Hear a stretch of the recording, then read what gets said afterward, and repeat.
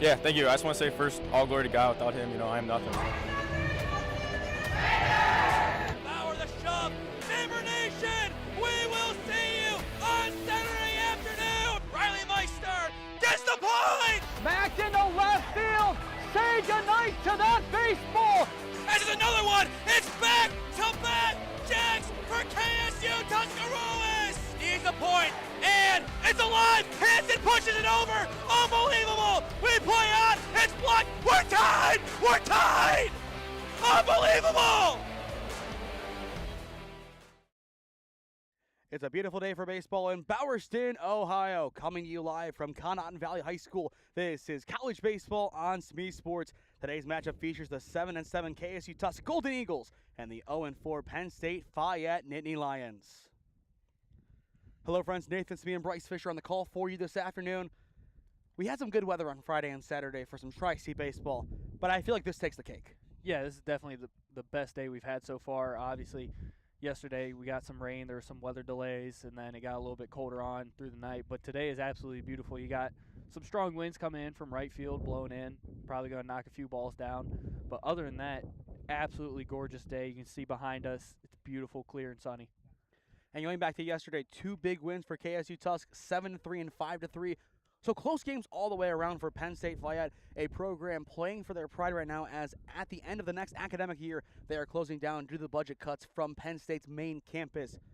But what does that say about these guys, the guys that stuck around and are fighting for the Nittany Lions for not just the rest of this season, but also for next year to close out the program? It says a lot. It shows how much they care. They care about baseball. They care about the program. It's not just hey, we're going to show up and play. No, we're going to play hard. We're going to come out, fight. We want to win, even though we know our program's closing and we might have to find different homes next year, but you're going to live it out till the end.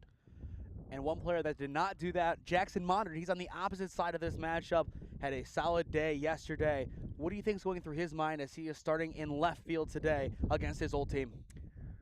I think he's just hoping to get the clean sweep, get all three games. I obviously think yesterday probably was the moment of realization, like, hey, I left this school, now I got to play against them. But I have a feeling he's naturally excited for the opportunity to go out and play against his former team. And the excitement is on KSU Tusks and as a whole as well. When Coach Cole Morris took over this program a few years ago, Bryce, they had 11 players on the roster. Now enough to have subs and then some. They have enough to have a full bullpen now. And it looks like right now, if you look at that roster, not too many seniors, a lot of returners for next year, but one player playing his final year of collegiate baseball, Jeremy Patchett, one of the best swings in the area. So much power. How does he impact the game today? I have a feeling it's not going to be so much the power threat today. I have a feeling he needs to stay a little bit more on plane. If you're going to be battling the wind, it's going to play a huge factor today, as it hasn't stopped blowing so far during pregame. He needs to be able to hit low back spinners through the gaps.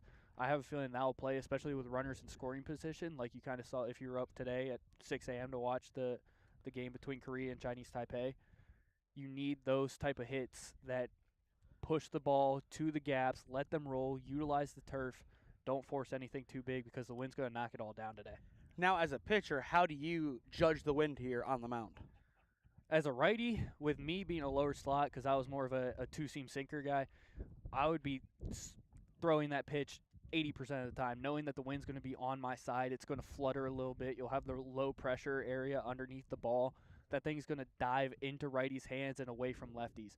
So I would be throwing that 90% of the time. Let it beat up their hands. You're going to get a lot of ground balls, and if they put it into the air, it's most likely going to get knocked down by the wind. So be aggressive with the fastball. Don't be afraid to fill up the zone. This isn't a hitter-friendly day.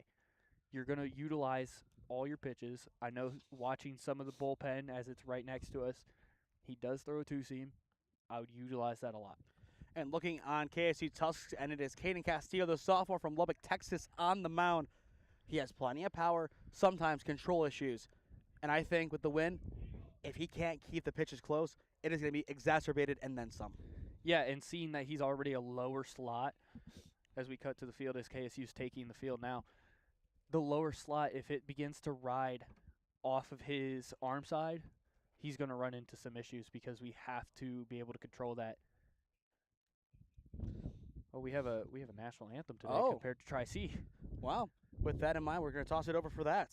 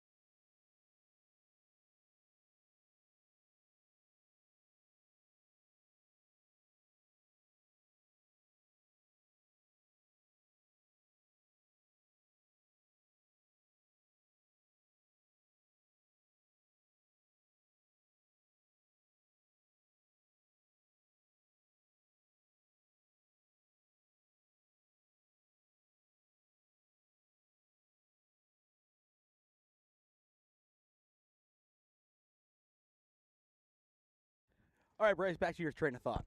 I was shocked. I didn't expect to have a national anthem. I think that he needs to get going early. He has to be able to establish the zone. If he begins to run it in on the hands with his lower slot, we're going to see a lot of hit by pitches and a lot of balls on the inner half, and that could create some problems for him.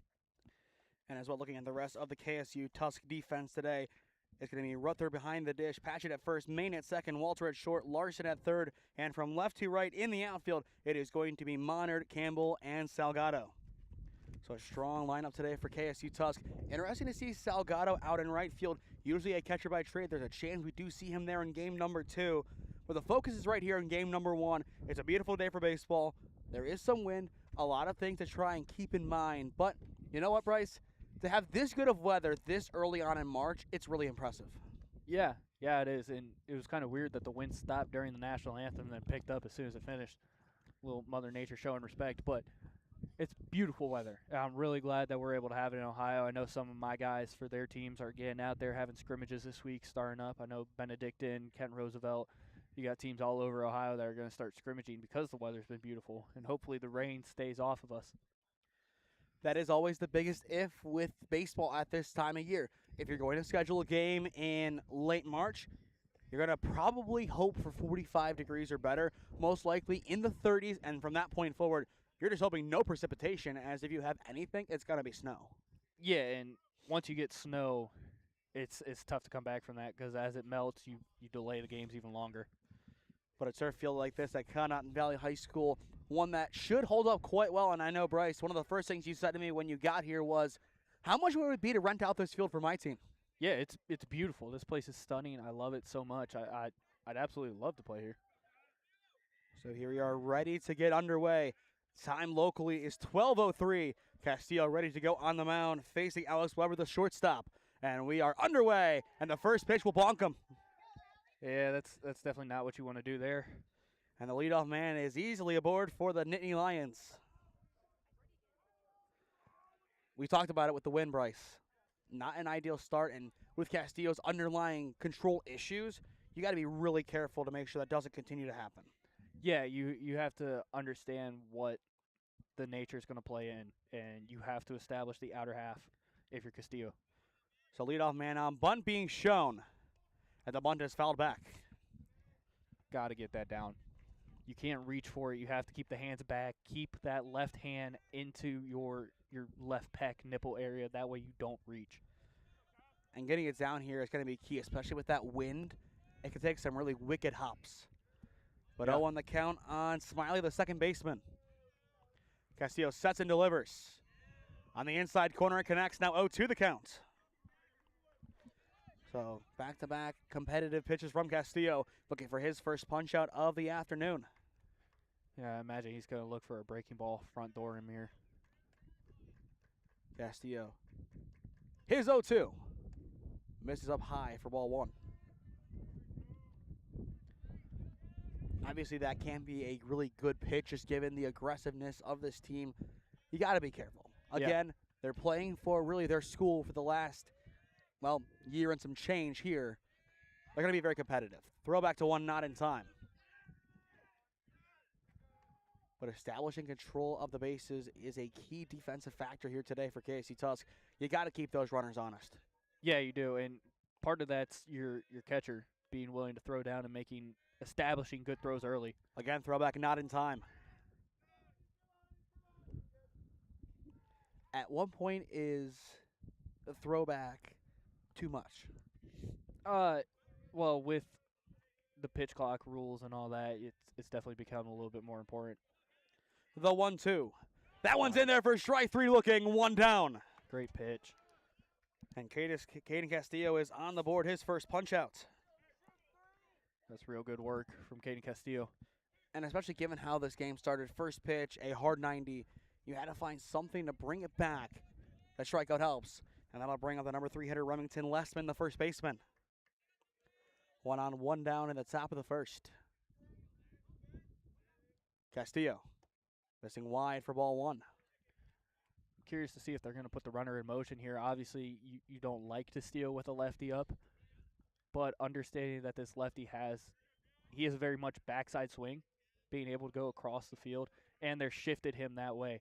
They're shifting him to the left side, kind of contrary to normal lefty behavior. The 1-0. That time in there, evening things up. Little front door action. Started at his hip, let it come back over the plate, use that wind. Count even, 1 ball, 1 strike.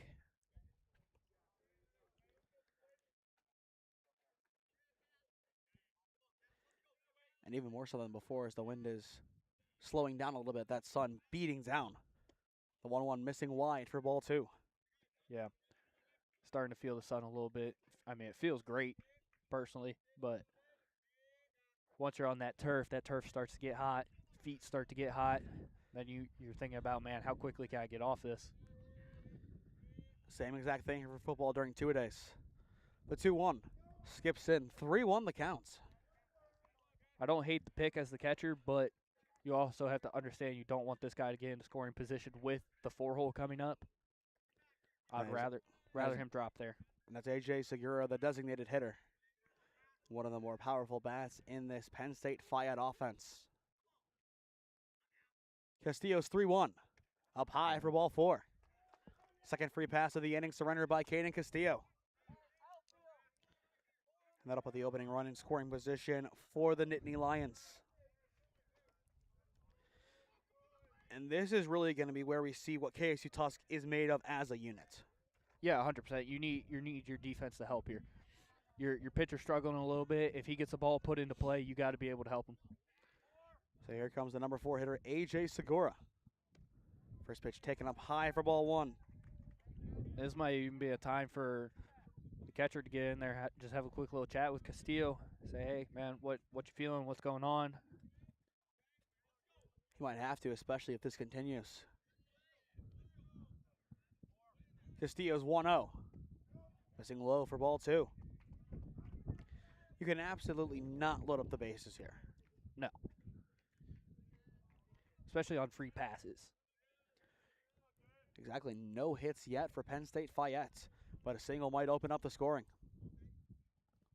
The 2-0. In there for strike 1. Little breaking ball. And you can kind of just see that statement of intent from Castillo.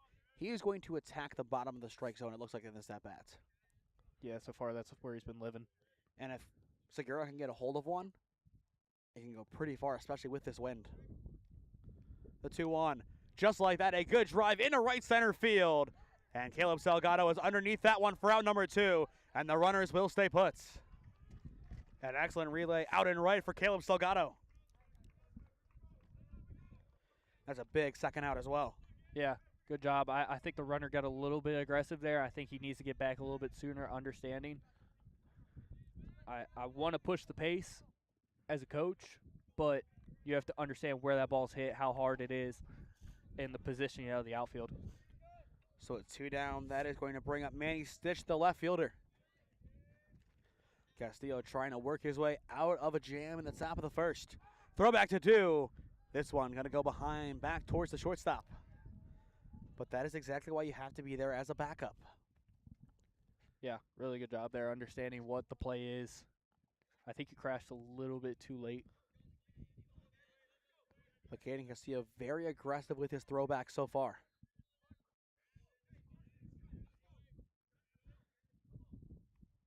And now he will attack. First pitch chopped foul, 0-1 the count. Next inning for KSU Tusk, it is Campbell, Larson, and Salgado. 1-2-3 due up. And that is where this offense will want to get to work against a team that they hit pretty well against yesterday. Averaging 6 runs per game in the 7-3 and 5-3 wins. Castillo checks, and he will throw back. Not in time. You could feel he was about to do it. That double look just looked uncomfortable. And just the stillness of his approach, too. You can tell easily. And as a base runner, if you can pick up on that cadence, you can easily know when he's throwing back and when he's not, and get an extra jump and a big secondary. Yeah, start creeping a little bit. And again, he will throw back. I feel like you get to a point where you just have to attack the batter. I agree. And I think we're at that point. Especially when these are non-competitive. I mean, we saw it a couple of times, I think yesterday from David Moore. And he would do the same thing. Just focus on the batter here. You're up 0-1. Work from there. And he will deliver. That time missing low, but nearly a swing from Stitch. Yeah, good job to hold up. Can't appeal that. And the on-deck circle after Stitch would go to Frank Mashioshi. Starting catcher for PSU Fayette.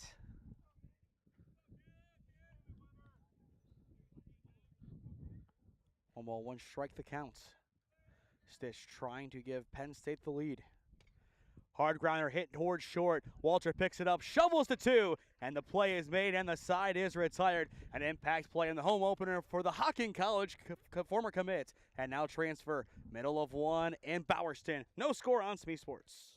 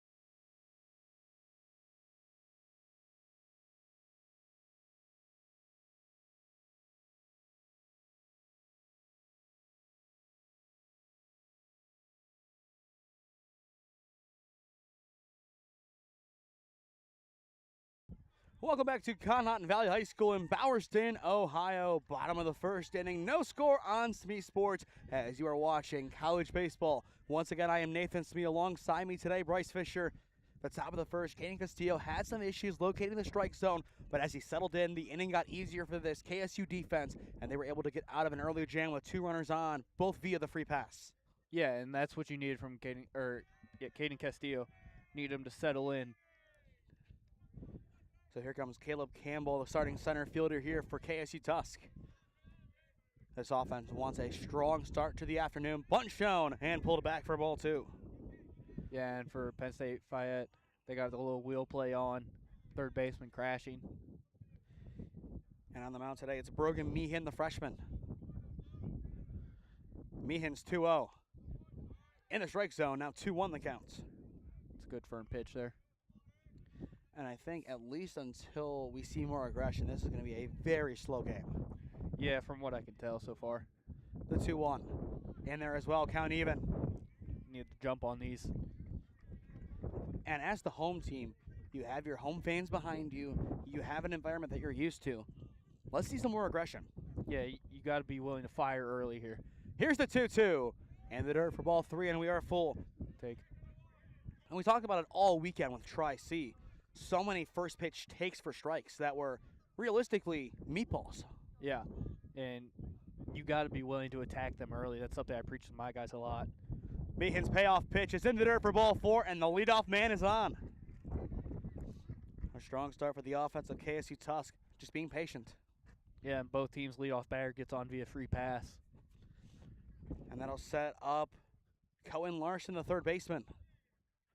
Larson, a new addition to this KSU group from the last time we saw them back in October of 2024 here at Conotton Valley. And the big contrast to that day to this one, Bryce, it was a monsoon that day. Here, beautiful day for baseball. Yeah, it's absolute stunning day for baseball. And I think it may be a 5,800 some subscriber difference. Something along those lines. We didn't even have 200 the last time we did a KSU Tusk game. That's how long it's been. Wow. Too long. The 1-0 in there now, 1-1 the count. I know Bryce, the coach, NU is getting a little antsy with these takes. I need, got to get the bat off your shoulder. And again, we preached it all yesterday with Tri-C. Same applies here. Throw back to 1, not in time. We need to see more aggression, especially, again, you're the home team here. Set the tempo. Yeah, and not to harp on the coaching staff, but something I noticed in their pregame warm-ups is every single one of these guys would take a pitch to see it. As a team, we don't do that in the cages. Runner breaks from first. Throw down at 2 is not in time. And that one is picked up by the shortstop and backup, but it's a stolen base for Caleb Campbell. And the go-ahead run / opening run is in scoring position. Yeah, really good job there. Great jump. Wasn't a bad throw, a little bit late. I'm not going to say that was on the pitcher, but that was on the pitcher. He got a really good jump there, read his timing. And a favorable count here for Larson, 2-1. Meehan's pitch. Bunt shown and pulled back now, the 3-1 count.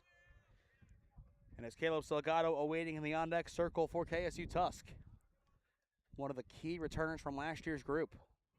You look at this core, I would say you have Patchett, Main, and Salgado coming back from last year. Throw back to 2, it's close, but not in time. Nearly got him.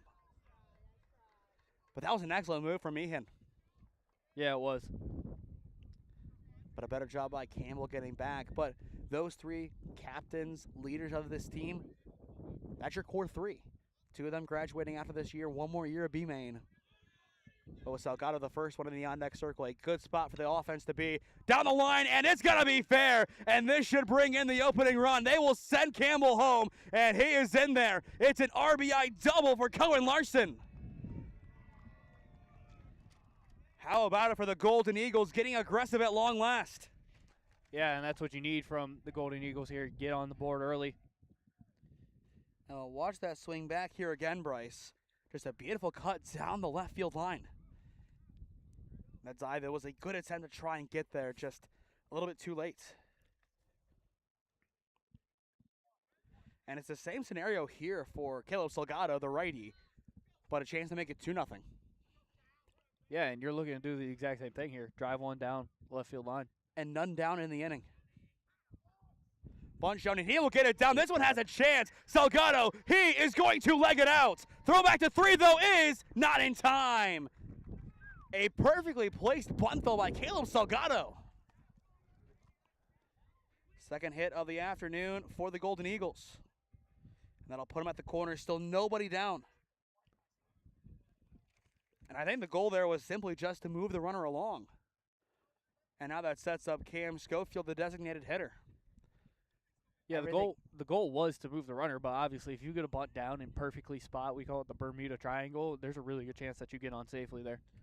And just like that, the second run of the game for KSU Tusk, 90 feet away. Swing and a miss, 0-1 the count, but I love it. This offense, they're getting more aggressive. They're settling in nicely. Yeah, and that was a pretty good swing there. You're not going to have a home run swing every single time, and that's not what we're asking this team to do. Just show extra aggression in a good way. So 0 on the count, throwback to 1, not in time. Yeah, trying to keep them honest here, knowing that they're going to try to swipe the bag. And in the on-deck circle, you might have the best hitter on this team in Jeremy Patchett.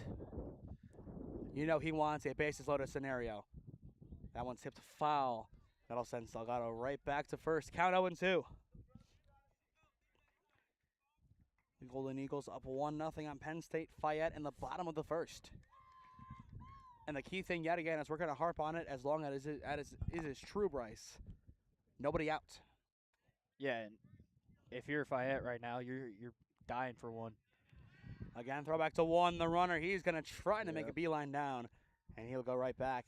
But that's what you want to do as a runner if you're Larson. If that throw goes long, you have an easy pass home, or if they throw back and the throw goes wide, same exact thing. Yeah, and you want to force the issue. And there is strike 3 looking. A beautiful punch out for Meehan. 1 down. Both strikeouts today for Castillo and Meehan looking. Yeah, that one was a little low. That'll keep him at the corners here for Jeremy Patchett. The senior from Maryland looking to get his home stretch started in style. And again, one of the biggest swings that we have seen. Every single swing, Bryce, it's like he's swinging for the fences. Runner will go, and there it is, down the line, picked up at third. He has a chance to beat it out. They throw home instead. The runner is safe, and Patchett brings in run number 2. Good hustle on the near side, but not enough in the end. Yeah, I'm not gonna lie, I'm with the third baseman there. I think that was the only play he had, so I don't hate that decision. I think it's a very difficult play to make. Really good job, just stop the ball though and allow extra bases. There could have been another run scored there. And again, I think you saw what I've been saying about his swing. Yes, he swung very hard at a pitch that might not have been the best, but hey, he's willing to swing hard and he's going to do it often. And it looks like, as of right now, KSU Tusk just attacking this left field line. Yeah. And that'll bring up Ruther, the catcher. Lead runner will go, and it is fouled back. I mean, 9 times out of 10, you will not see your catcher steal this aggressively. I don't hate it. I mean, I like to send my catcher very often. But Caleb Salgado, one that breaks the mold. And if you look at this roster, a lot of out-of-state players. He is from Nevada, from the Reno area. Throwback to 2, a good look, but not in time. Yeah, I feel like Scotto saying, hey, listen, I'm in right field today. I'm going to be stealing bags. I feel fast. So 0-1 the count here. 2 runners on. The pitch. A good drive down the left field line. It will fall in left, and that might bring in Salgado. He will stay at third. Instead, that will load up the bases. Another beautiful swing from the KSU Tusk offense, loading up the bases for Braden Main, the second baseman. Yeah, they're and doing still a great 1 job. down. Great job so far. Staying on time, staying early, being willing to attack. And Meehan's telling his defense right now, listen, guys, I need a little bit of help. I'm going to put the ball in play. I need you guys to make a play here. And you're absolutely right. Just something has to change for this defense. Nowhere else to go. Bases loaded, bottom of the first. And Main, he will sky this one off towards the near side. Has a chance, though, to get down. Called off at short and taken in for out number 2. A nice play over there from Weber. Yeah, an infield fly was put into effect.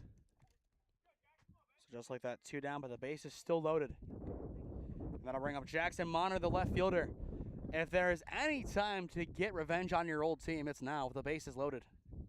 Yeah, I think this is the exact time. Put one, drop it into that right field gap. If not further, he does have the bat for it. Swing and a miss. He is swinging for the fences. Yeah, he's getting a little bit too aggressive there. I understand what he's trying to do. Sit back, wait, find your pitch, put a good barrel on it. And, of course, his coaching staff understands his strengths and weaknesses, having coached him for 2 years. Yeah.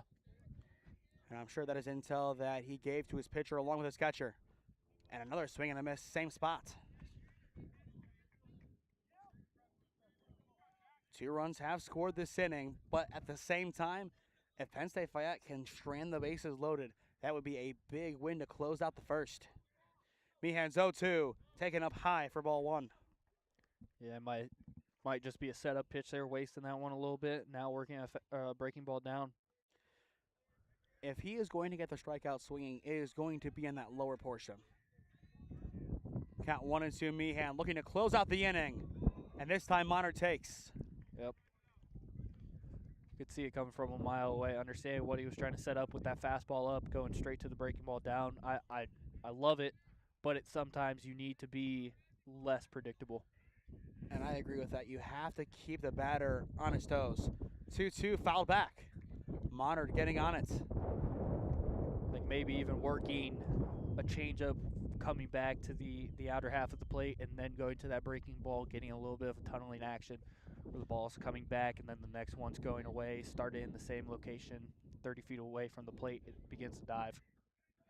Count even, 2 balls, 2 strikes. Bases still loaded in the bottom of the first. And we have a full count here, 3-2. And the on-deck circle after Jackson Monitor goes to Owen Walter in the 9th spot. And next inning for Penn State Fayette, Mashioshi, Vilches, and Ray, 6, 7, and 8.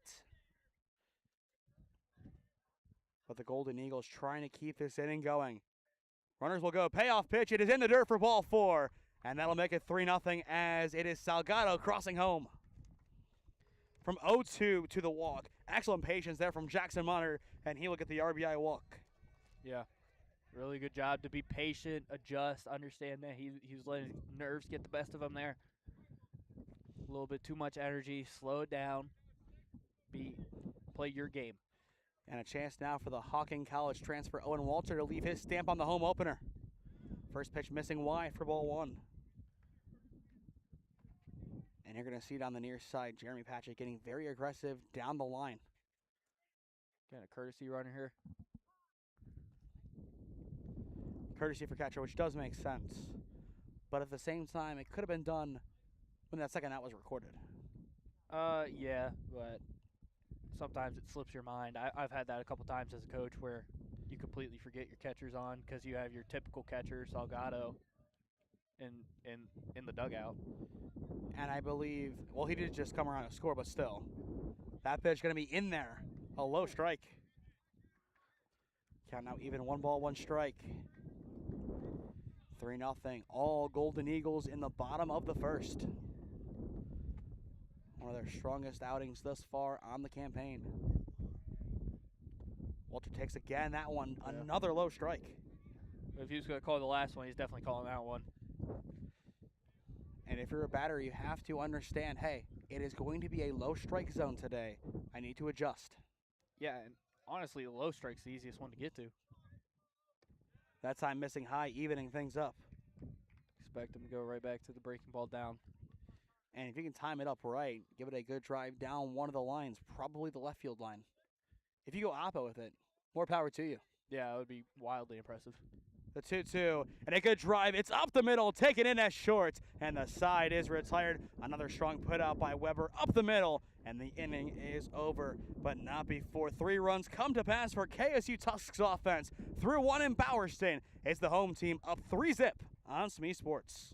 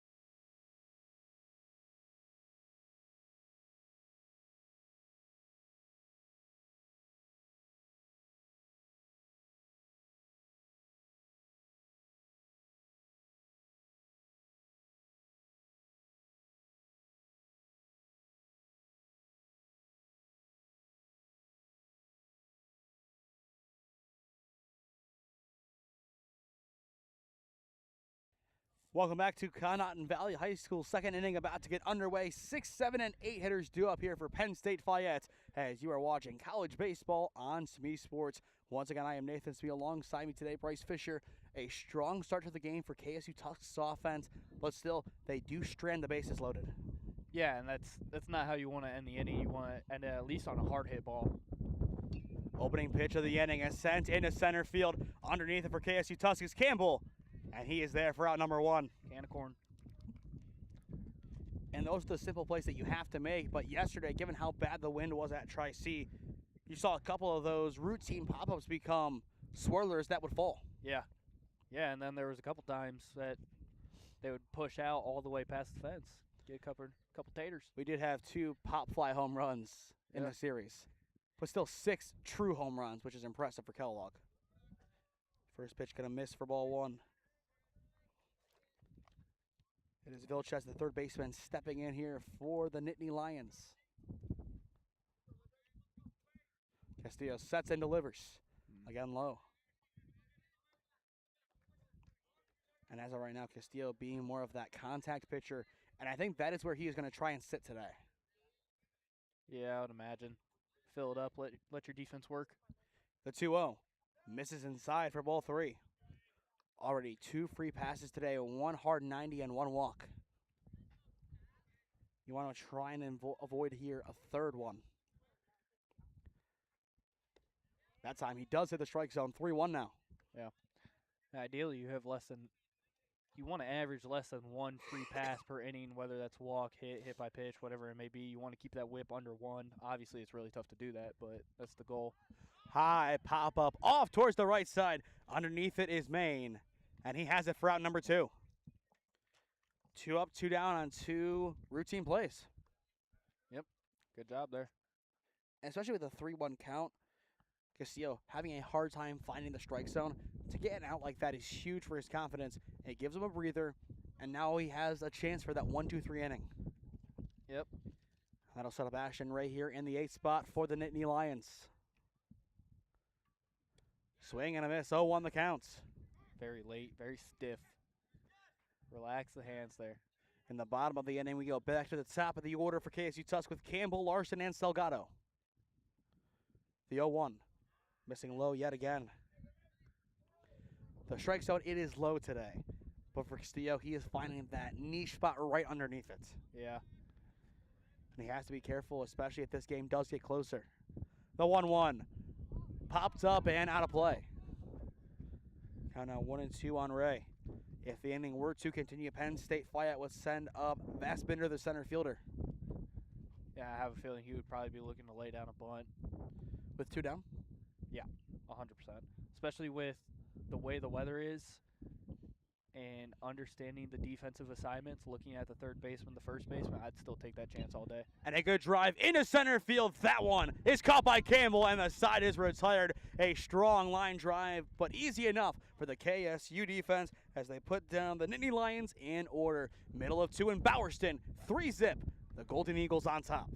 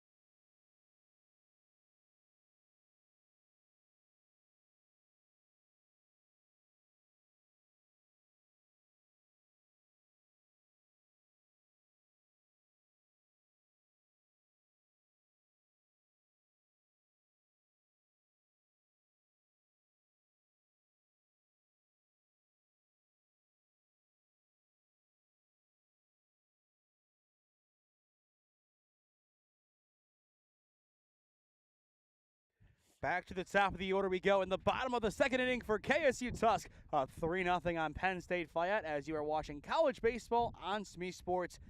Talking about the arm angles again, Bryce, during the break. What's your biggest takeaway between Castillo and Meehan so far?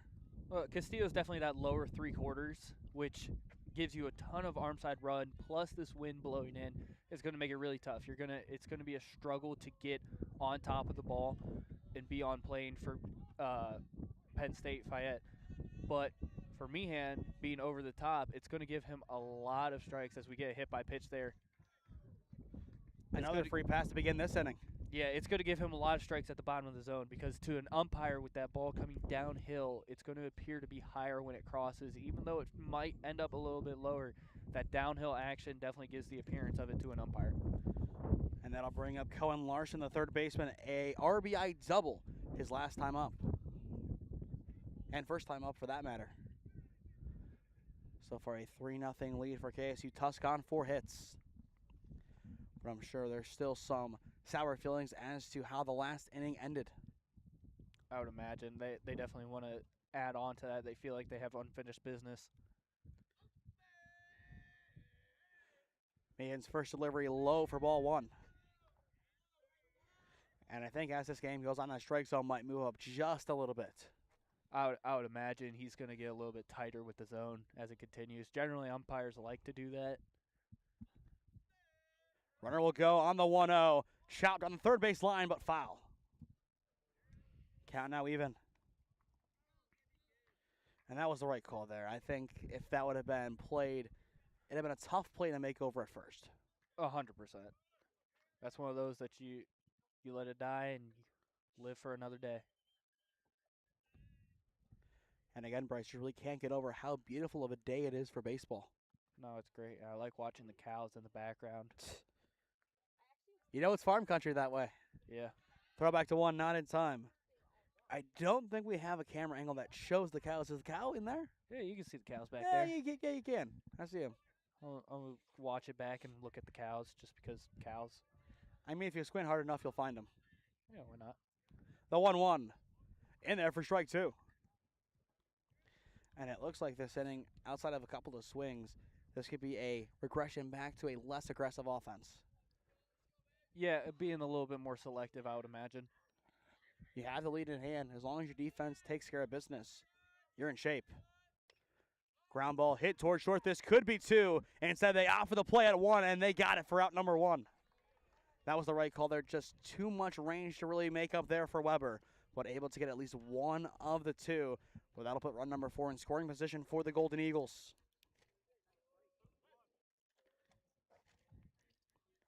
Now you got a chance here for Salgado. I mean, he laid on that perfect bunt last time up. I can imagine he's thinking about doing it again. If the coach didn't put it on, I have a feeling he's probably thinking about it. I mean, you always want to swing, but knowing the situation, knowing the defense. Throw back to 2 before the pitch, and it's not in time. But if you're Lessman, you have to know you got to be ready to go. You got to creep here if he shows bunt. Yeah, I would start past where you can see that break in the grass. I would be open up looking. You could see him peeking to the runner. I would open up all the way. That pitch in the dirt. You see it. The Dodgers like to do it a lot, actually, and so does Yosung Moon of Chinese Taipei, where you go about 10 feet in front of the bag, you open up completely, you're watching the runner, and then you're listening for when it, or looking in the peripheral, seeing when your pitcher's about to go, and listening to hear if you hear bunt. And communication is key. A lot of that has to come from your catcher, but anybody can yell bunt, bunt, bunt. Yeah, but I like it to have 2 guys. You need 2 guys. That way you recognize the voice. So when you have a first baseman who's typically playing, they don't generally leave the field. You have a catcher. You recognize those voices, and those are the ones you trust. Because sometimes you have guys on the bench who don't know what they're actually watching and make horrible calls. It happens all the time, but I know as a catcher, one of my assignments was, hey, if they score up, you have to yell. Yeah, you got to be loud. You have to be the most vocal guy on the field at that point, as you're basically the quarterback of the defense. That one in there. Now 3-1 the count. And, of course, a lot of facilitation comes from the pitcher, which could be an easy comparison to a quarterback, but you're not the field general per se. That's the catcher who calls the pitches, who calls out assignments, and everything like that. Yeah, I would say it's closer to, I always put it this way. And a good drive here into center field. Playable here for the Nittany Lions. And they got it for out number 2, and the runner will stay put. A nice relay from center field, courtesy of Vassbinder. And so far today on the fly balls, we have seen plenty of good relays. Yeah, we have so far. And with 2 down, that is going to bring back up Cam Schofield, the designated hitter, struck out looking his first time up. Back to what I was saying, I like to think of it more as, in terms of football, your catcher is the OC, and then you have the pitcher as the quarterback. Fair enough. First pitch misses low for ball 1. You got the catcher calling out what he sees, putting plays into action. He's putting pitches into action, and the pitcher's the one touching the ball every single time. He's got to put it in play. He's got to put the ball in the right spot to make the action happen. 1-0 the count, the pitch. Low again for ball 2. And in the on-deck circle, you do not want to see Jeremy Patchett step up with 2 guys on base. You definitely know. You know that he's looking to swing hard and put one into play. The 2-0. And a good drive down the right field line. And this one is fair. And that is going to bring in run number 4. It is going to be at least an RBI double for Schofield. But he wants 3. And he is going to easily get there. It's an RBI triple for the designated hitter. They get 4-0 Golden Eagles. What a rip down the right field line. Yeah, it was a great ball. One of the best that we have seen all day. And albeit early on in this season, one of the best we've seen this season. Yeah, there were some struggles there tracking that one in the corner. You got to understand if you're the right fielder. I tell my guys all the time, go out there, familiar yourself with the fence, understand, throw the ball out there a couple times, see how it bounces. You got to know that. And now here comes Jeremy Patchett trying to leave his stamp on the game again. First pitch blocked for ball 1. It's a good block there. But so far through an inning and 2/3, 4 runs on 5 hits for KSU Tusk. Yeah, they're racking them up here. They're getting into rhythm. I would expect somebody to get moving, at least in the bullpen. I call it getting warm, where you start stretching out, start doing bands. Well, we might have the best seat in the house to see it if it does happen. Yeah. I mean, literally a stone, not even a stone skip, an arm's length away. The 1-0. Misses high for ball 2. And looking off to the side, they will say it's off the plate. Great angle for us to see the game, not to see if it misses high, low, out, or in. Yeah, you could kind of get a feel, though. A lot of times I watch where the catcher sets up and then receives. That time it's in there. Now 2-1 the count. And again, this is game 3 of 4 in the weekend series.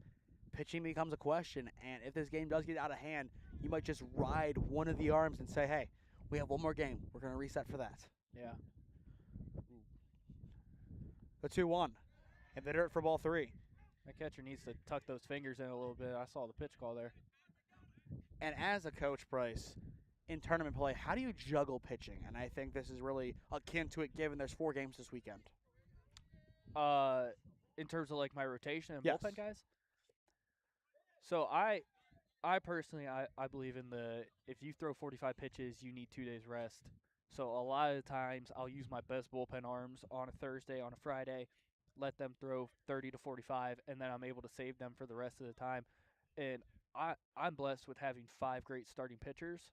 And here comes the payoff pitch. Patchett down the line, scooped up at third. What a play. But the throw is wide, and Patchett is in there. And Patchett has driven in his 2nd runner of the game. But nearly a web gem on the near side for Vilches. For Vilches. Yep. Yeah, it was a great grab. Now you got to make the throw. Step into it. 1-2, throw. There's an off-balance attempt there, but going back to your point on the rotation, there's a way to do it, but if you're playing 2 doubleheaders back-to-back, if you use an arm unless he's out there for 1 inning as a closer, or for Kellogg, if your name's Jake Stickler, you're not going to go back-to-back days. No, you're probably not, but there's some guys who are wired different. I mean, Yamamoto in the World Series was absolutely absurd, warming up for Game 5, then pitching Game 6, and then coming in to close Game 7 was just absurd. So there's some guys that are just wired differently. And at that point, it was just simply adrenaline. And I think you and I both, when we saw him come in, were thinking, okay, the Mariners might have this one. And then all of a sudden, he pitched just lights out. Yeah, and his velo was up was the wild thing. And Patchett, he will get a great lead. He will take off, and he is in there. It's a stolen base for Jeremy Patchett. That's on the pitcher. Not necessarily the fastest guy on the roster, but still has wheels. Yep, he got caught. We use UCLA for my team, where each letter is a second that the pitcher comes set without a look. He caught on C. Really good job there from Patchett. 1-2 the count here on Ruther. And a good drive up the hole, scooped up at second to end the inning. It's wide and not in time. So many great snags from this defense, but the throw's not there. Well, the issue was the first baseman. He started crashing as if he was going to be the cutoff man for home. You gotta be patient there. And you got to give a lot of credit to your defense, too. You look at two of the plays this inning that resulted in runners getting on. Hard hit balls, fielded correctly.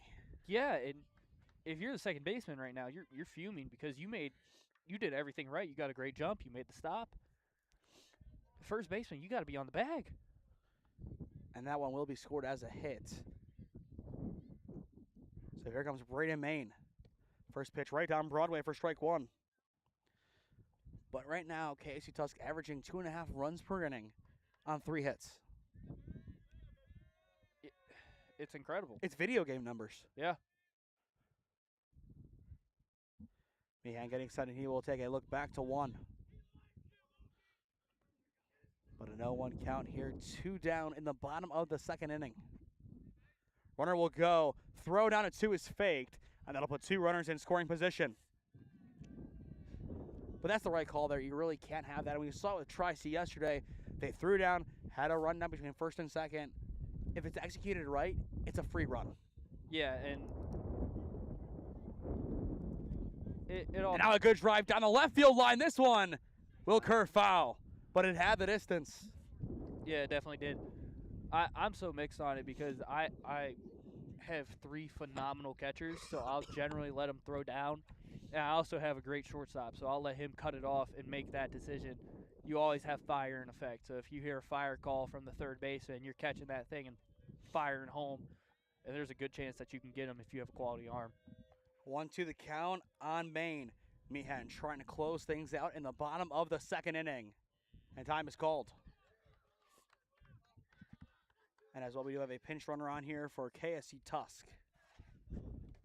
That is number 1, Keith Fegans.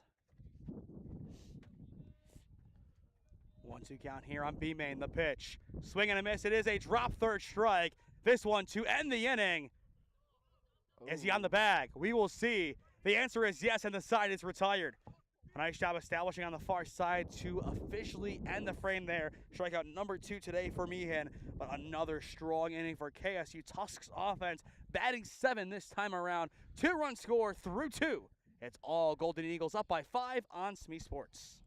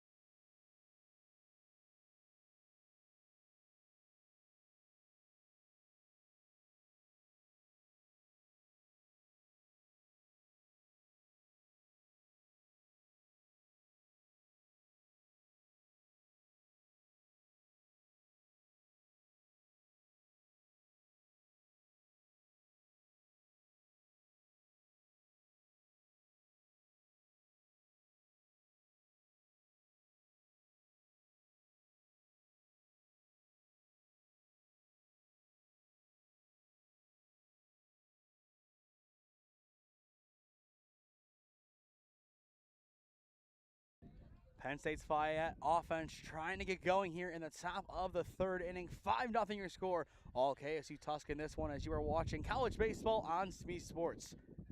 For the Nittany Lions, it is 9-1-2 due up here. And it will be Vasbender stepping in the batter's box to get things underway. Swing and a miss, 0-1 the count. And credit to Caden Castillo. He has settled into the game after bonking the first batter he faced on the first pitch of the game. He has really done a nice job to right the ship. Yeah, he has.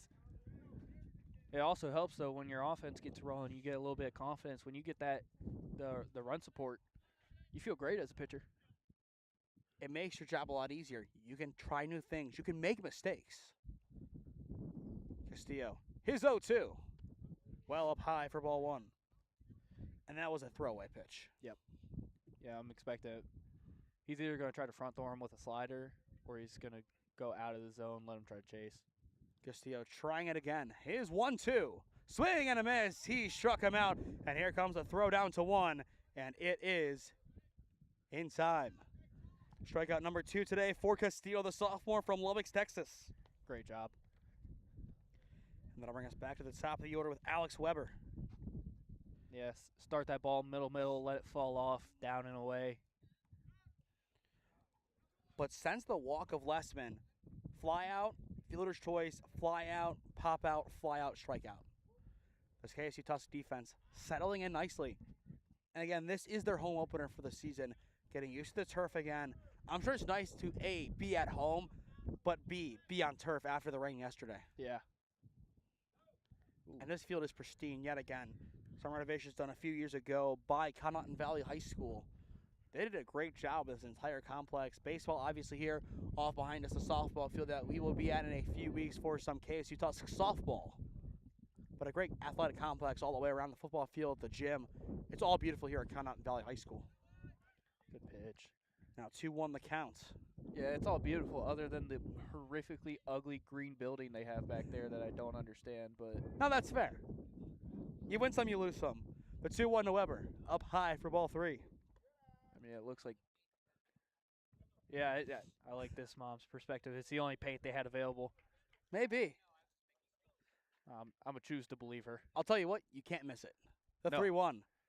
Gonna miss low for ball 4, and it's a 1-out walk here for Alex Weber. Good take there. First time reach on the hard 90, this time the easy way. But other than that, Bryce, you have to say it's a beautiful complex. Yeah, it is. The athletic complex are beautiful. Beautiful scoreboard, bullpens, everything.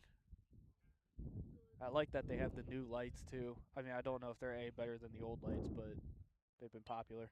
High pop-up off towards the right side, and this one is out of play on the hill. More like the road, actually. Is there a road up there? There Yeah. is a road up there. You know how I know that, Bryce? Because the gate was locked and I tried coming down here. I had to loop around. Oh, nice. So I had to nearly go in a ditch right by that house or whatever it is over there and turn around. Man. Shut out four-wheel drive and all-wheel drive. You got here in the end, though. That's what matters. Exactly. The 0-1. Chopped the foul off towards our side. And again with that, Bryce, I'm sure you saw it coming in from Canton. How many winding roads does it take to get here? Oh, there's a lot, but, I mean, I took a similar trip going to Berlin Highland because I wanted to watch them play because, you know, when you win 4 state championships in 5 years, you catch some eyes. And we hope to see them in April over at Canal Park. But I didn't expect to have a cow in the road. That was what really threw me off, was a guy walking his cow. And going back to Berlin Highland, they have a lot of great shops there, Saul's and those other ones. They're Dutchmen. Great food. Yeah. I have to make it back out there at some point soon. The biggest thing is the world's largest cuckoo clock is there. That is very true. Castillo set his 0-2. A good drive down the left field line, still going back. Monard underneath it and drops it at the warning track. And that'll advance both of the runners, put both in scoring position. And that'll be the first error of the game on KSU Tusk. Yeah, let it get deep into him. And the dugout, they are letting Monard have it. That's a tough one against your old team. As they should. I love it. I'm all for it. We always did it. I still do it. I've scheduled games against every single player that I cut just to do that, so. You just have to win those games. Oh, we will. Will we be there for that? I don't know. Probably. Now 2 on, 1 down, and first pitch is a strike. Nice front door two-seam there. It is Remington Lessman, the first baseman, back in the batter's box. He walked his first time up. But Penn State Fayette a chance to get back in this game. Now 0-2. And if you're Castillo right now, you're thinking, okay, I'm going to retire the side here. Instead, one extra out you have to get. Yeah, it's not the end of the world. Obviously, you're a little bit agitated, but still very doable. It's still very much in hand. Here's the 0-2. Swing and a miss. He got him on 3 pitches. Third punch out of the day for Caden Castillo.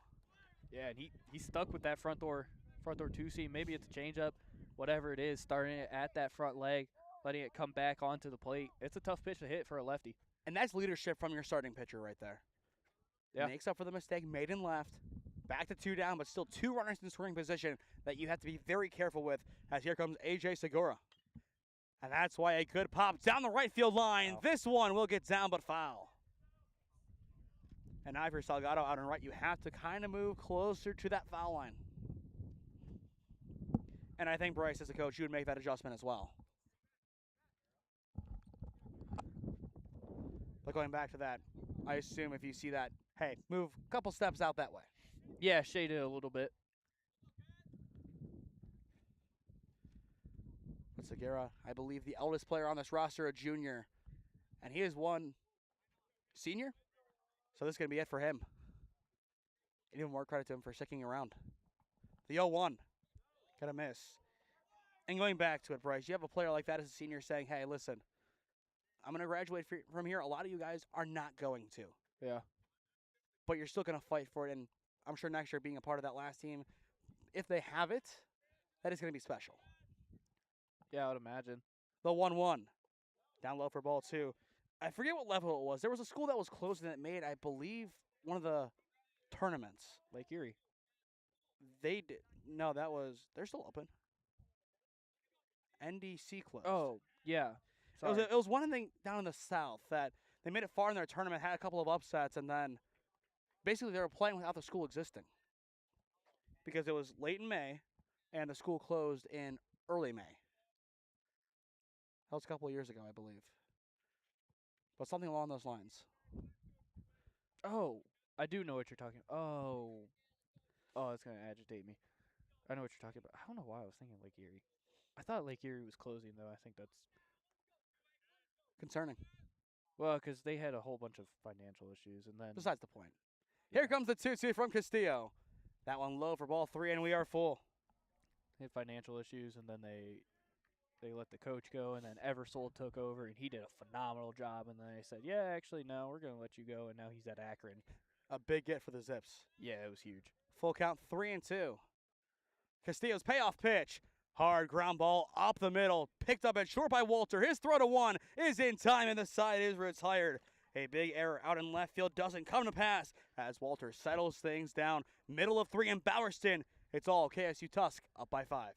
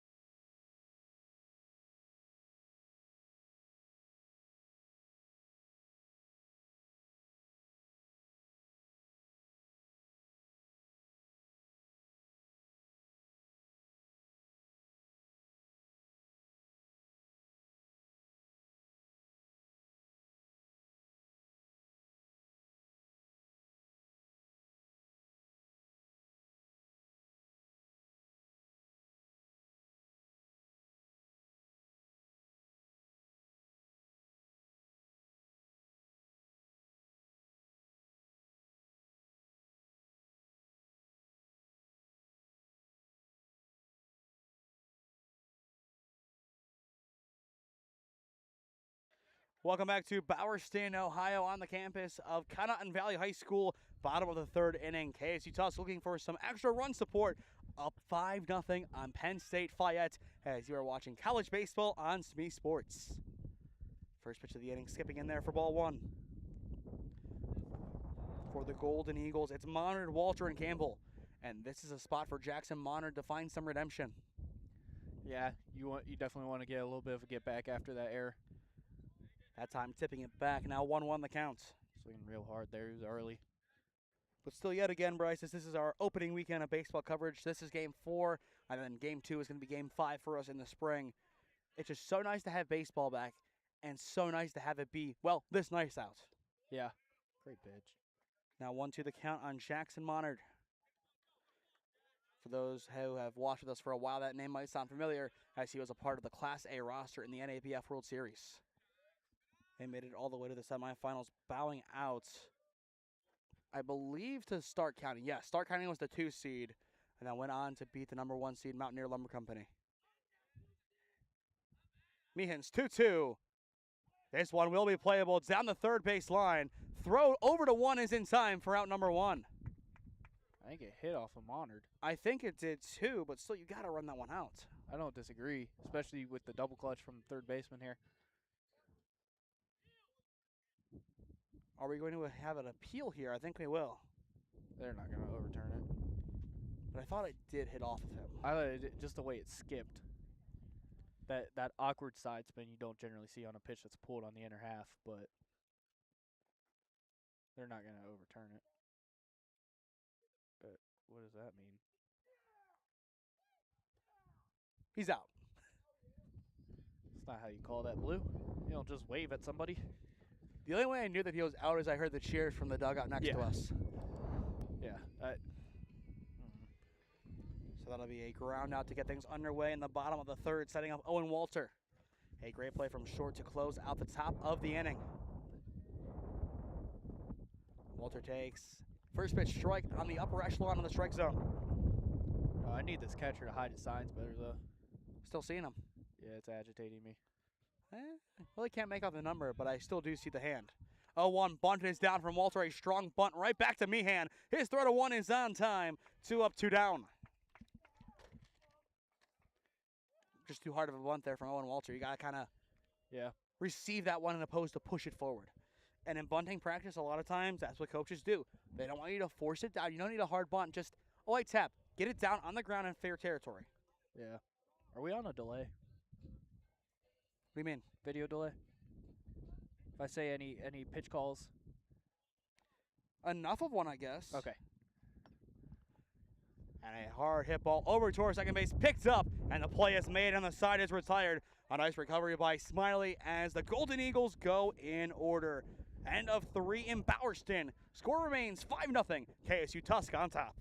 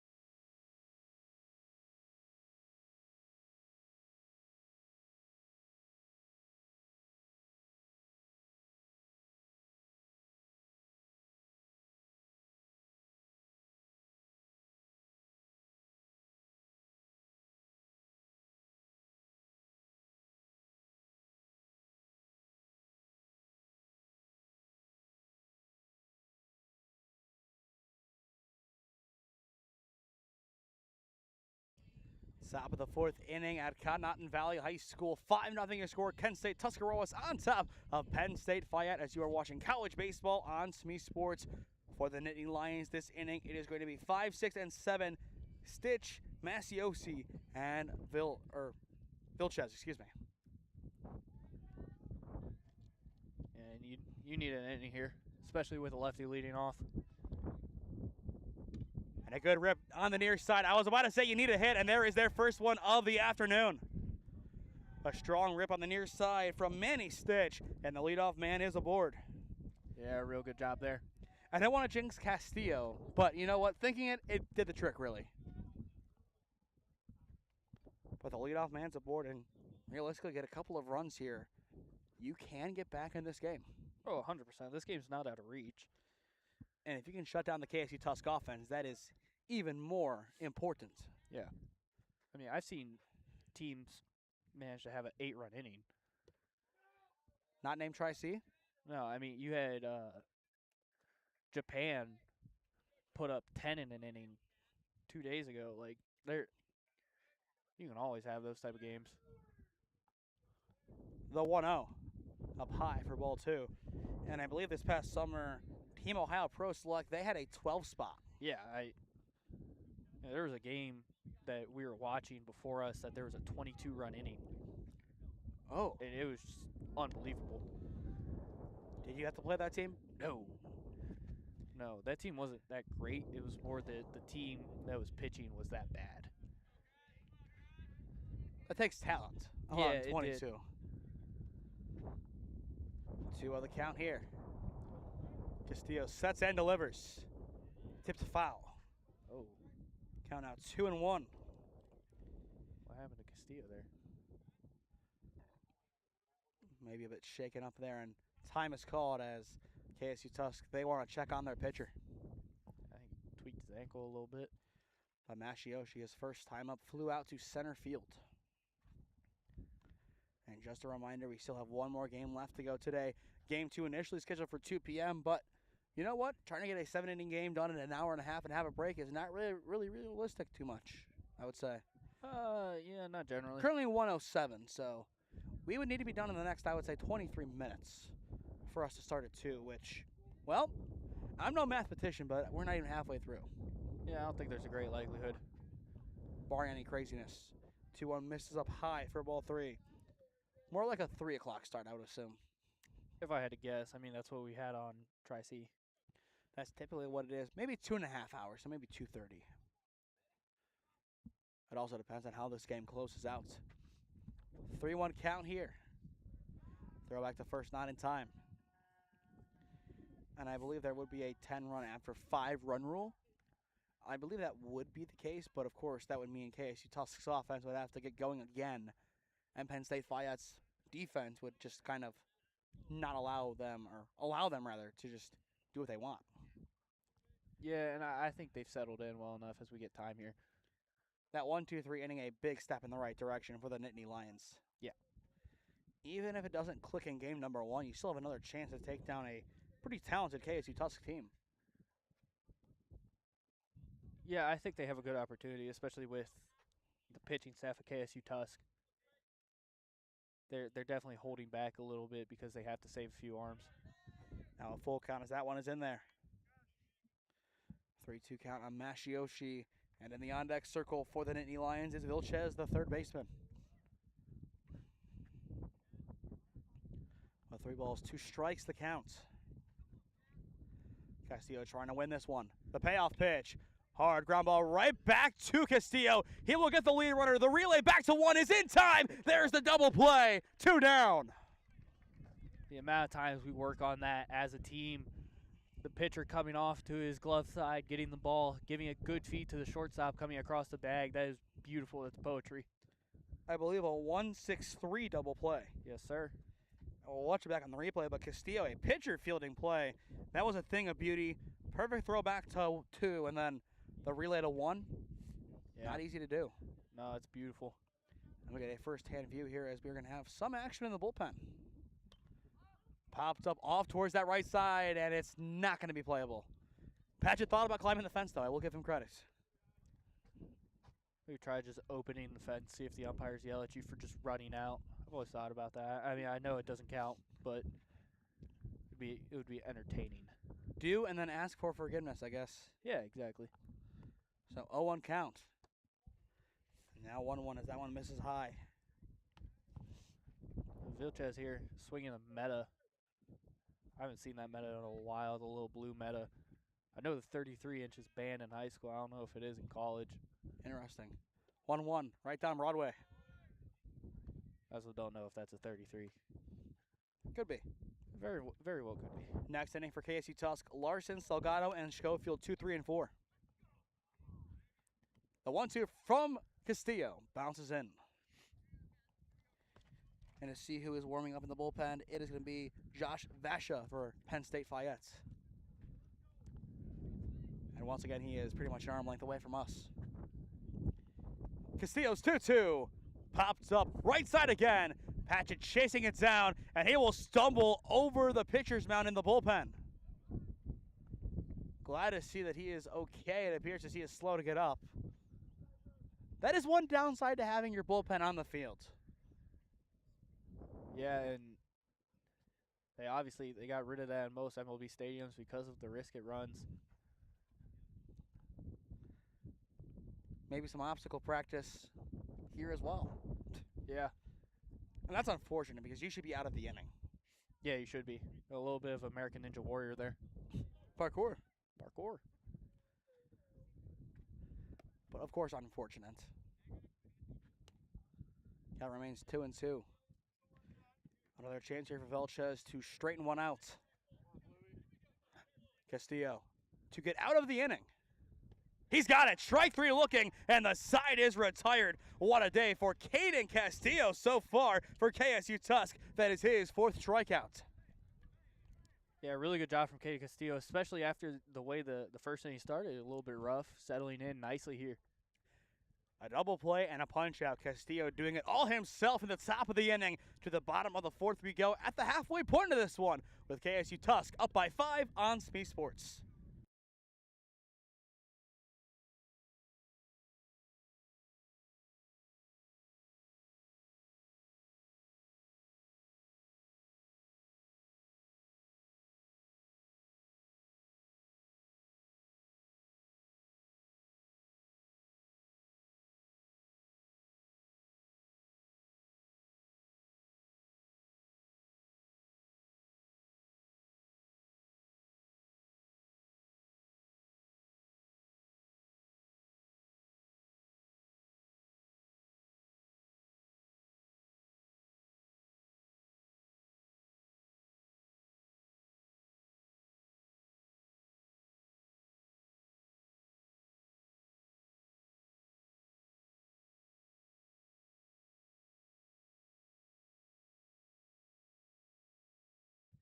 Bottom of the fourth inning for KSU Tusk's offense, up by 5 against Penn State Fayette. Leading things off, it is going to be Cohen Larson. And he will immediately show bunt and pulls it back for ball 1. Yeah, I love it. Going back to the last inning in the bottom of the third, a 1-2-3 inning. KSU Tusk goes in order. What do they have to change up here to get back to their best offensively? Well, I like trying to jumpstart it with a little bunt here. Get a little bit of energy early. I think they just need to slow it down. Don't force anything. I understand you want to be aggressive, but swing at strikes. Get the barrel to the ball. The 1-0 from Meehan. Bunt showed again and pulled back. This one in the zone. 1-1 the count. And again, just a reminder, we do have another game after this. Game number 2 set to get underway maybe a half hour to 45 minutes after game 1 is done. Meehan's 1-1, and a good drive deep into right center field. This one has a chance to get down, and it will. It is going to be extra bases for Cohen Larson, cruising into second base. It is his second double of the afternoon. And the Golden Eagles offense is back in business. Real good job. Great swing, inside out, getting backside. But watch it back here again on the replay. Just a beautiful swing. Cut perfectly and just floating over the right fielder Ray's head. Yeah, real good job there. And a chance for Caleb Salgado to do some damage again in the batter's box. A bunt and a flyout so far for him. Could be another bunting spot for him. Instead, he will take ball 1 down low. No, and I think right now in the bullpen off to our left, things might have to speed up a little bit. Yeah, I'd imagine you would start saying get hot rather than just warm. Start working and breaking balls, change-ups, whatever it may be, the secondary pitches. Runner will go, or fake rather, that one low. But that's what you have to do on the base path. You have to be creative and try to draw them off guard. Yeah, and honestly, I kind of expect him to steal here. I think Larson should take third, at least an attempt. Especially with a guy like Salgado, if you can put the hit and run on here. That's what I'm thinking, especially with the hole between. And again, he gets that extra secondary, but a pop-up high now going towards the outfield. And the catch is made just on the edge of the infield for out number 1. I was going to say that 3-4 gap in between the first baseman, second baseman. That's a great spot to put that ball through. And with one down, that'll bring up Cam Schofield, the designated hitter, an RBI triple his last time up. I don't think he would mind replicating that here. No, I imagine he would probably like to do that again. Runner at second, one down in the bottom of the inning. KSU Tusk up by 5. And a good drive down the right field line, but well foul. Another tank. Yeah. And as well, the action in the bullpen has subsided. And I would assume that means he is all but ready to go. I would imagine. If I'm Larson, though, I need him to be a little bit further back in the baseline and creep a little bit. He just signaled fastball coming. Here's the 1-0. He was Or so 0-1. wrong. Now 1-1. That was not at all a fastball. Larson crossing up his own batter, Schofield. And that's the difficulty of relaying signs to make sure you're actually relaying the correct ones. And again, in there now, 1-2 the count. And going back to Larson, I think you and I both want to see him jump here. Yeah, I feel like he should. I understand the worry with a left-handed batter up. But if you're in a hitter-friendly count. And did he check it? That's the question. They're going to say drop third strike. Throw down to 1 is in time. 2 down. And that is going to be strikeout number 3 today for Meehan. They never really signaled what it was. Yeah, there was a little bit lack of communication there. I understand that the umpire pointed at him, but you have to signal that he went around. He did then make the safe call because there was no tag applied. I think he just needs to verbalize it a little bit. And I would have to agree there. The runner at second, 2 down now in the bottom of the inning. Patch takes first pitch, just got to miss the zone for ball 1. Now with 2 outs, if you're Larson, you need to get back. Get back behind. You're trying to score on a base knock. Create the angle. That way you can cut the inside of third base, get into scoring easily. Throw back to 2, not in time. And as well, based on that pop-up that went out of play off towards the right side, or rather the line drive that did, there was some hunting being done on the road. Yeah, it looks like they're kind of lost out there. 2 Golden Eagles trying to find a wayward baseball. Might find a cow. They definitely will. Patch it way ahead of that one. And going back to it, Bryce, you could see that aggressive swing just a little bit there. Yeah, he's swinging hard. More of a lunge. Yeah, slow it down a little bit. Be a little bit more conservative here. Relax. Keep the feet planted as well. Keep the back foot in place. Don't lunge for it. Don't get off balance. Just swing. Yeah. The 1-1. Bonks him. Another hard 90, and that'll put 2 on with 2 down. And that'll set up Ruther, who so far today has been perfect. 2 for 2. Do you make the change here? I would probably talk to him. I don't know if I'm making the pull right now. I think if a run scores, you do. Yeah. Now I'm worried about a bunt to the first baseline because looking at where the first baseman is. It could work. Instead, he will take strike 1. It'll be interesting to see how creative they want to be. Because you can do a lot of good with this scenario, but you have to be careful. You only have, really, a couple strikes to play with, not even an out to play with. Yeah. Count now 1-1 as he misses down low. Yeah, but with a 5-run advantage, you can get, I don't want to say cute per se, but you can definitely push the pace. You can push uncomfortable actions onto Fayette here. And that's the goal. 1-1 misses in the dirt for ball 2. And the pitch count on the board, 82 right now for Meehan. So I think if he closes out this inning, that'll do it for him. Good gravy. It'll be interesting to see how many Castillo has, because I don't really think it's anywhere near the 80s. Again, low for ball 3. But I really do like that on the scoreboard. Not many have that feature. I think Munson has it too. I'm not. Munson won. I'm not confident on saying anything. I don't pay attention to the scoreboard enough there. Here's the 3-1. A good drive down the left field line, but foul. And we are full.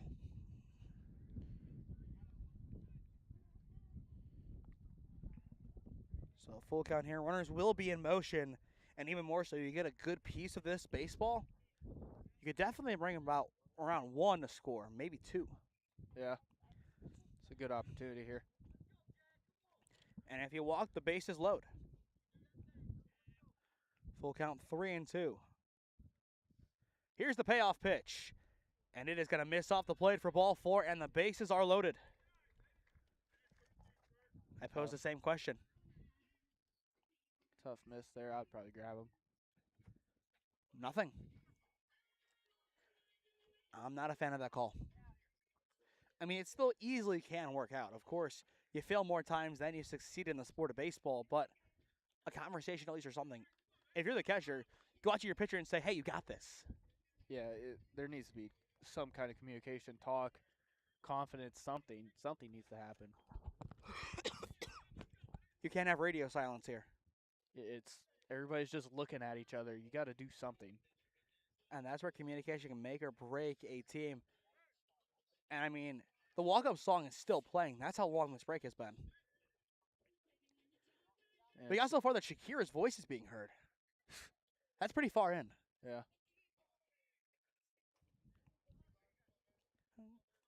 It's a banger, though. It is. It is a very good song.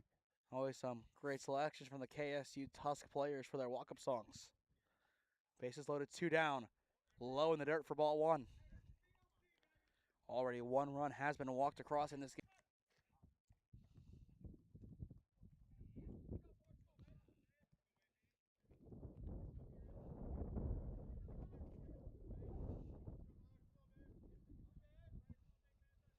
And there we go. We should be back on here now. All right, perfect. So 2-1 count the pitch. In there now, 2-2 the count. That's when you need to go backside there. Fastball up and away. Get to the back half of the baseball. So 2-2 count. Bases loaded, 2 down in the bottom of the 4th. Yeah. KSU Tusk trying to get on the board in this inning. The pitch in the dirt, and we are full. Yeah. Looking for a pinch hit knock here from Alex Byers. And he is in place of Maine. In the on-deck circle, it is Jackson Monitor, and yet again, he wants an opportunity to take a crack at this defense. Yeah, I'm sure he's scratching at it, pulling at the chain. Itching for an opportunity to really prove himself here. But full count, 3-2. The runners again will be in motion. And time is called.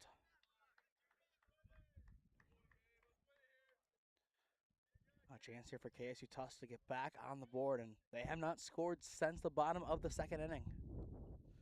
So it has been a little while. Meehan's payoff pitch, fouled back, and we will do it again. Very tight swing there from Byers. That was pitch 91 for Meehan. It's getting up there. I think you pull the plug if you're just going to keep him in at 100. I don't think he goes further than that this early on in the season. Only game number 5 for Penn State Fayette. Yeah, I would imagine you pulled early. Here's the payoff pitch, ground ball up the middle, picked up at second, throw to 1 is in time, and the side is retired.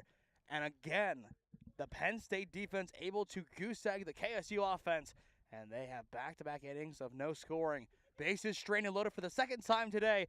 Through 4, it is Penn State Tuscarawas up 5-0 on Penn State Fayette.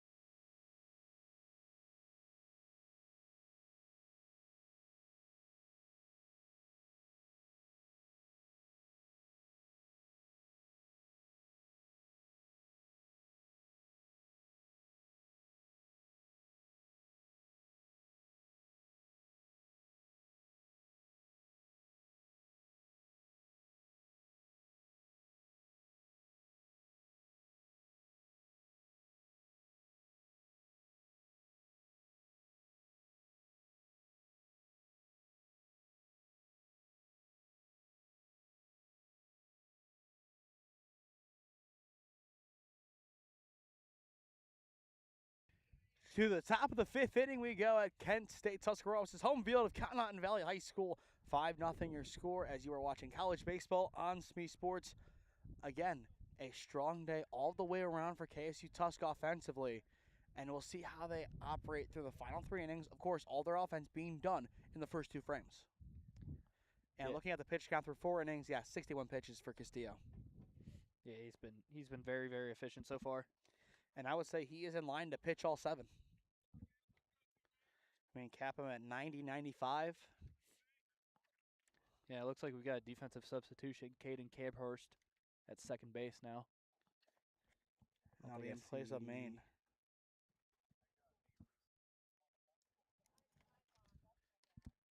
But again, a beautiful day for baseball at Conotton Valley High School.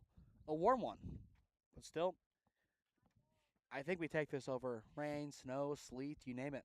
100%. But don't worry, we're going to have that at some point this season, I'm sure. No, it's just not going to happen. It's not allowed. Not allowed. Huh. No. I decree that weather shall be good from here on out. You know. Just a random pause here. They're writing down the substitutions just as umpire writes at the speed of somebody without a pen. Well, fair enough. So back to the action we go in the top of the 5th. First pitch low from Castillo. I think he's forcing the oils off of his finger to write. It's taking so long. And again, we still do have one more game after this. The 1-0. In there now, 1-1 the counts. And if you're Kent State Tuscarawas, if you want to get this sweep, you're going to have to do the little things right. And I think they understand you cannot rely the whole season on 2 innings of offense to win you a game. Yeah, no, you have to. Obviously, baseball is a game of streaks, but you got to be a little bit more efficient than that. And beyond that, you've straightened the bases loaded twice. Yeah, it can't happen. As a coach, that's something that I would be harping on a lot. And if those runs did score, Bryce, Penn State Fayette would be down to their final 3 outs. It would be 11-0. That one in there now, 2-2 the count. So obviously a kind of quote-unquote bad beat, if you will, for KSU Tusk. Yeah. But a chance here for Castillo to find out number 1. The 2-2 popped up and out of play. Really tight swing there. Jammed him up in the hands. Got to get extended. Get that top hand through. Drive the baseball. And I feel like Castillo has been good with his placement so far, especially after that rocky first inning. Yeah, he's filling it up nicely. But there will be some action in the KSU Tusk bullpen. That'll be number 25 getting warm. Here comes the 2-2 pitch. Up high for ball 3, and we are full. Yeah, it looks like it's Cam Schofield, but I don't think Cam Schofield is a lefty. Could be a righty-lefty, righty hitter, lefty pitcher. So full count 3-2. Castillo's payoff pitch. In there for strike 3 looking. 1 down. Punch out number 5 today for the sophomore. And it's back-to-back strikeouts looking. He has been involved directly with the last 3-ish putouts. The reason I say 3-ish, he was a part of the double play, which was only 1 of the outs, and then 2 strikeouts. Yeah, he's doing a really good job. Kind of taking control here. A 1 down here in the inning, and it's a first pitch strike. I need these Lions to start jumping on some of these fastballs. Get on them, try to hit them hard somewhere. And it's still only 1 hit today. That pitch missing off the plate, evening things up. Oh, he's swinging a bone saber. Really weird thing with the bone saber. They issued a warning to high school hitters that you can't use a bone saber because there's no distinct knob to the bat. Which 1-1 inside for ball 2. Is the dumbest thing. Like, I don't understand why you need to have a distinct knob. There are always weird rules about the bat sizes and everything in really any league, especially at the high school level. A good drive down the right field line, and it's down, and it will go towards the corner. It is going to be extra bases here for the Nittany Lions. It is Vassbender with a double. Great swing there, inside out, good little line drive. That'll play nicely. And that is only the second hit of the day for the Nittany Lions. And they desperately needed that one. Oh, yeah, big time. We'll watch it back on the replay. Just a great drive down the line. Both teams really anchoring down the foul lines. Yeah, they're doing a great job. It's been a lot of – there hasn't been a lot of gap. It's been very much down the lines, like you said. So with a one down runner at second, here comes Weber. So far today, hard and easy 90s. First pitch in there for strike one. I'd like that take. And right now, if you are KSU Tusk, when do you put your mound visit and when do you make a change? If you do. I'd give it a second. I mean, you're in top 5 here. There's no reason to rush it. The 0-1. And there again, now 0-2. Just all the way around, a great outing today for Caden Castillo. Yeah. Give him a front door breaking ball. That's a balk. Okay. And now he would disengage. What did you see there? He started to move his glove side towards his belt. You can't. That signifies that you're beginning to come set. 0-2 count here on Weber. Castillo's pitch. Swing and a miss. He got him. Strikeout number 6 today for Caden Castillo.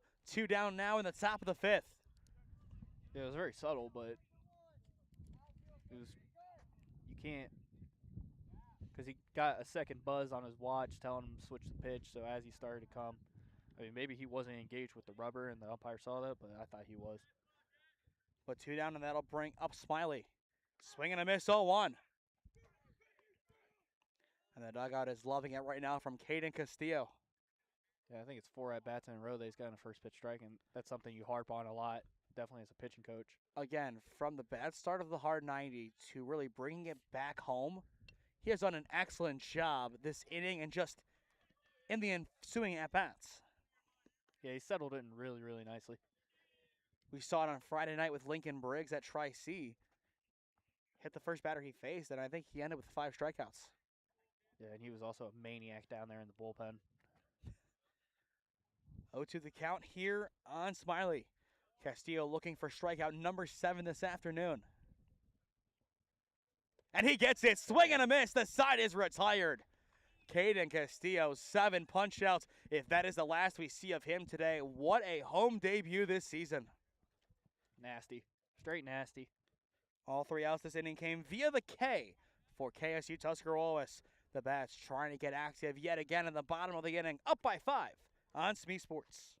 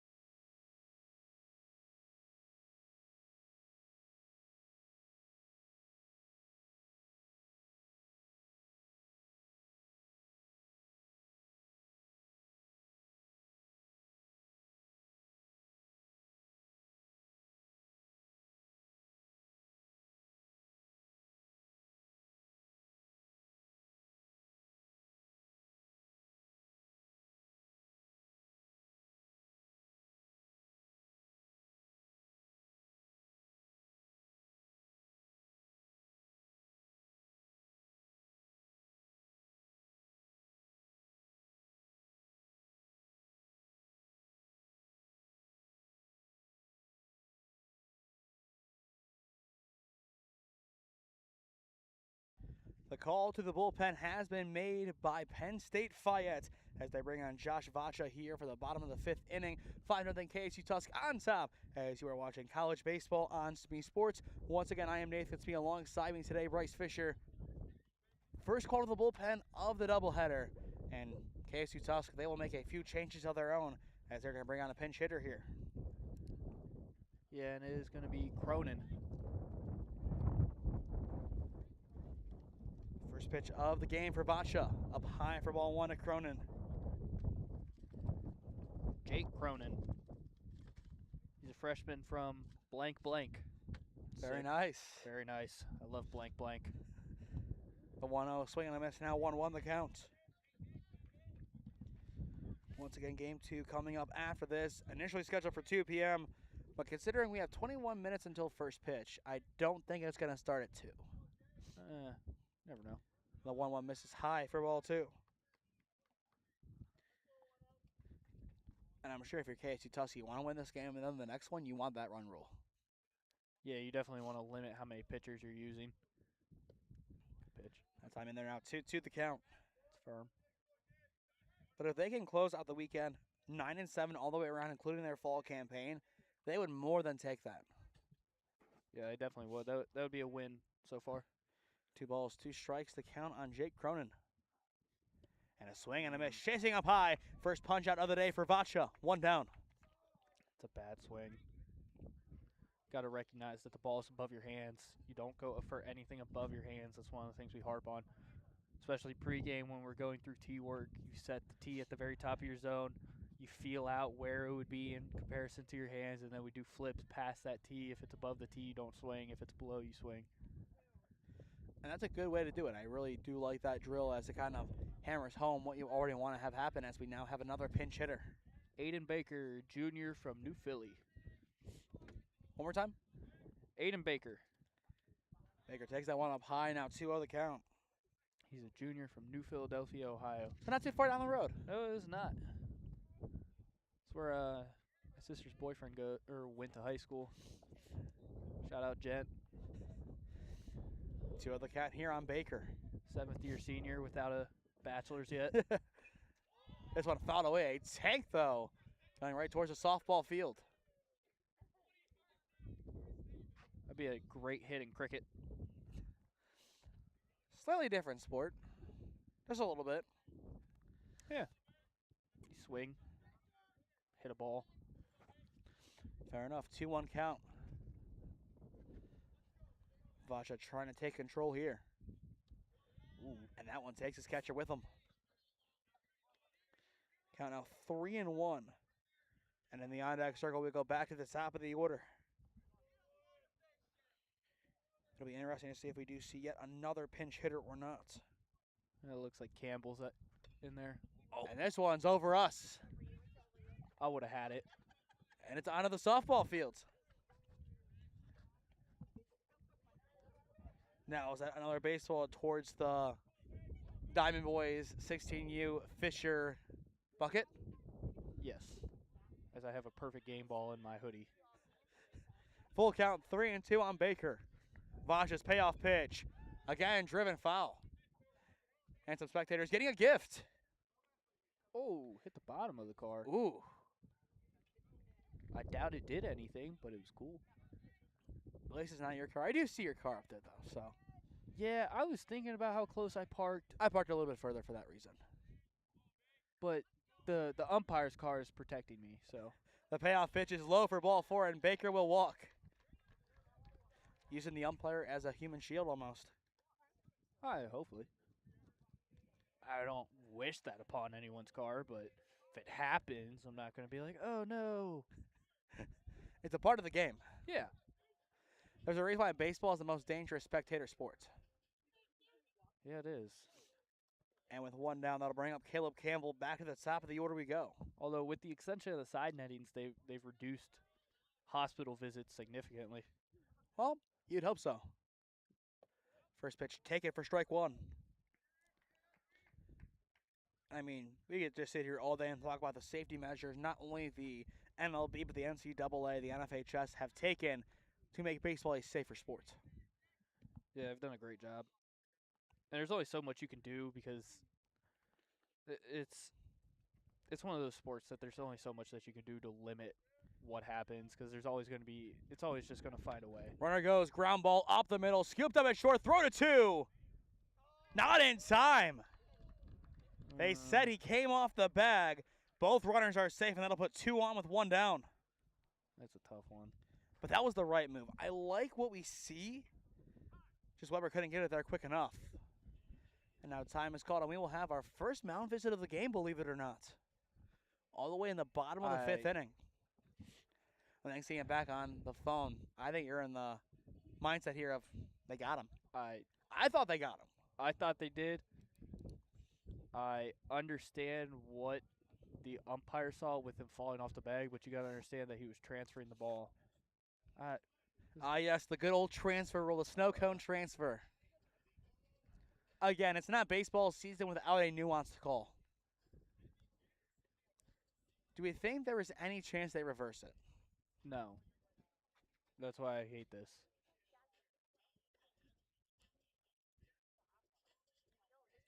Oh. They did. I don't understand how you can reverse that call. I don't either. I think they got the call right. I'm going to say that, but I don't know how you I don't know how you reverse that.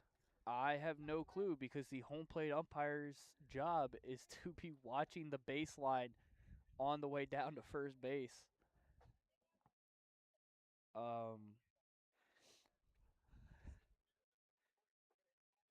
Yeah, in a 2-man rotation, the home plate umpire has the line to guarantee that there isn't any interference. And he doesn't come off the bag, and then he has third base on the rotation. I completely agree with coaches here. That's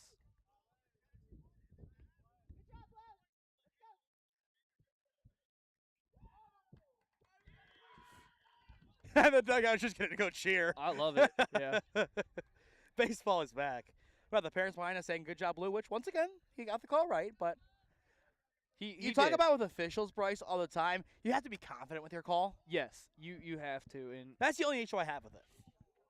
Yeah, and I'm not. If I was in that uniform right now, I'd probably be tossed out of the game. So you would find a way on the mic to get tossed. No, I'm not gonna get tossed. If it happens this season, I'm gonna be upset, but not caught off guard. I'd be disappointed. Maybe if I was working the camera, I'm not gonna do it while I'm on the mic. But well, we might lose DC in a game or two then. Yeah, probably. It's okay. Hopefully not. Runner goes. That one's low, and it's a free pass to second base. It was a great slide too. Head first, just full extension. It's beautiful. The Superman slide.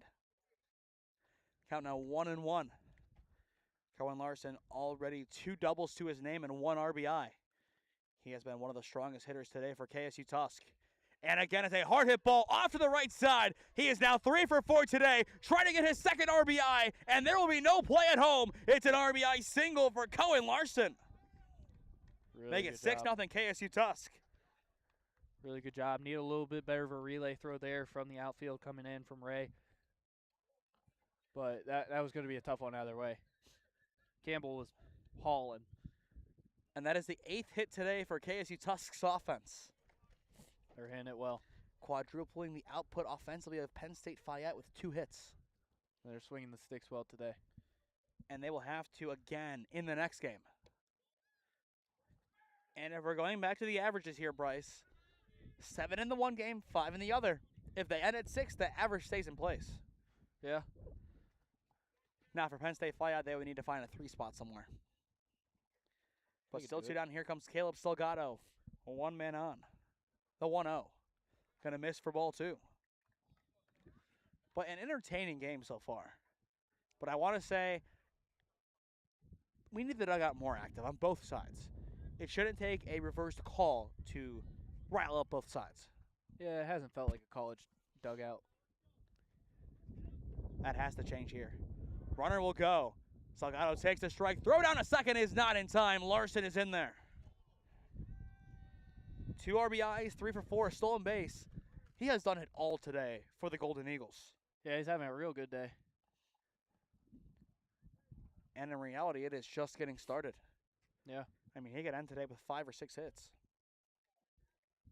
That is assuming he is in the lineup for game number 2, and if he wasn't already, he is going to be now.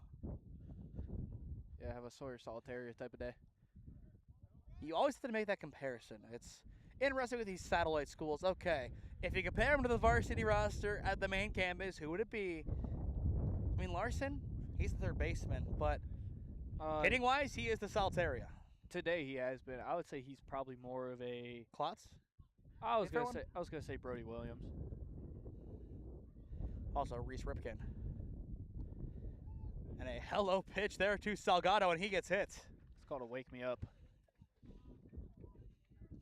That'll put 2 on here, setting up Schofield. Assuming he does come back up here, which I assume he will, as there's a chance he enters the game on the mound. Or, I believe if KSU Tuscarawas plays 4 runs here, they just walk it off with a 10-0 win. Assuming the run rule would be in effect, which I believe it would, I think the same rules to the JUCO committee apply here. 10 after 5 and a 7-inning doubleheader, or maybe even 8 after 6. I doubt the 8 after 6, but you never know. First pitch down low for ball 1. I'm not sure. I don't know the exact rules, but I would imagine it's the same. I don't understand why it would change. Now, 3, 2, and 1 divisions, no. That is not really the case unless you're playing in a specified rule tournament early on in the season. Yeah. But I know there was some talk at one point where the OAC would go to a 7-inning doubleheader, but some guys who have been in there for a long time, they don't want to change that. Marietta's old coach, he was one of the guys who wanted to keep it at 9. He is now gone. Yeah, which was crazy to me. Coach Hesse still wants it at 9, so for the time being, Mount Union keeping that in place. Ground ball hit over towards first, dropped over at 1. The play is made, and the side is retired. An excellent recovery over at first base by Lessman, and the inning is over. But still 1 run will score for the Golden Eagles through 5 in Bowerston. It is KSU Tusk up 6-0 on Penn State Fayette.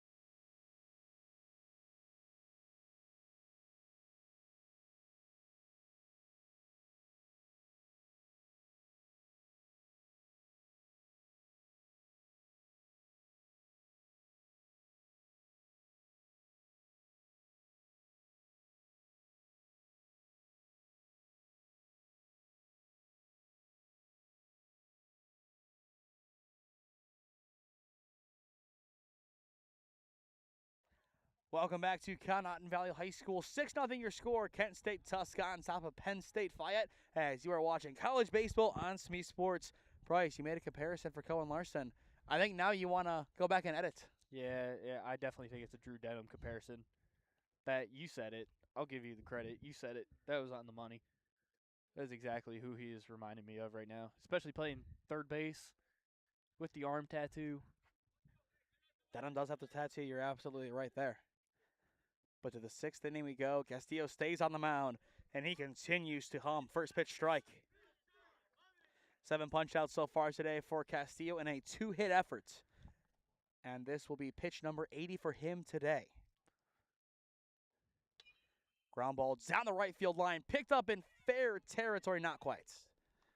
A late call made as Patchett still did enough if it was fair to make the play, but instead it's an 0-2 count.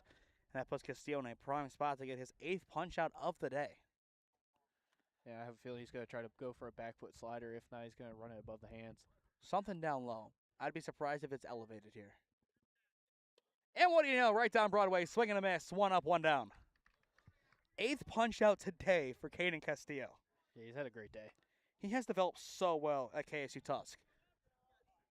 And we saw him, I believe, in what was his debut against Miami Middletown last year. He had a good arm, just a lot of runs in that game. Here, 2 hits allowed. Yeah, And here comes Segura. Pops up and out of play, 0-1 the count. Gives me a lot of Braden Krenzel vibes. Not familiar. He's a pitcher. He went to Dublin Jerome. He's at Tennessee now in his 2nd year. He was the #1 player out of Ohio in my class, our class. There you go, our class. The 0-1 hit foul, now 0-2. Oh, boo. Somebody's got to catch that in the dugout. Where are you there, Bryce? Come on. You're not too far away. If I was, I would have got it. I know, yesterday we saw Nick Kaplik go for one over at third base for Tri-C. No glove, no nothing. So 0-2 the count on Segura. Castillo settles and delivers. Did he go? No. Yes, he did. Back-to-back punch-outs for Caden Castillo. He now has 9 on the day, 2 down. His 4th straight strikeout, his 6th in his last 7 at-bats. I thought he held. It's a tough one, but Caden Castillo is dealing.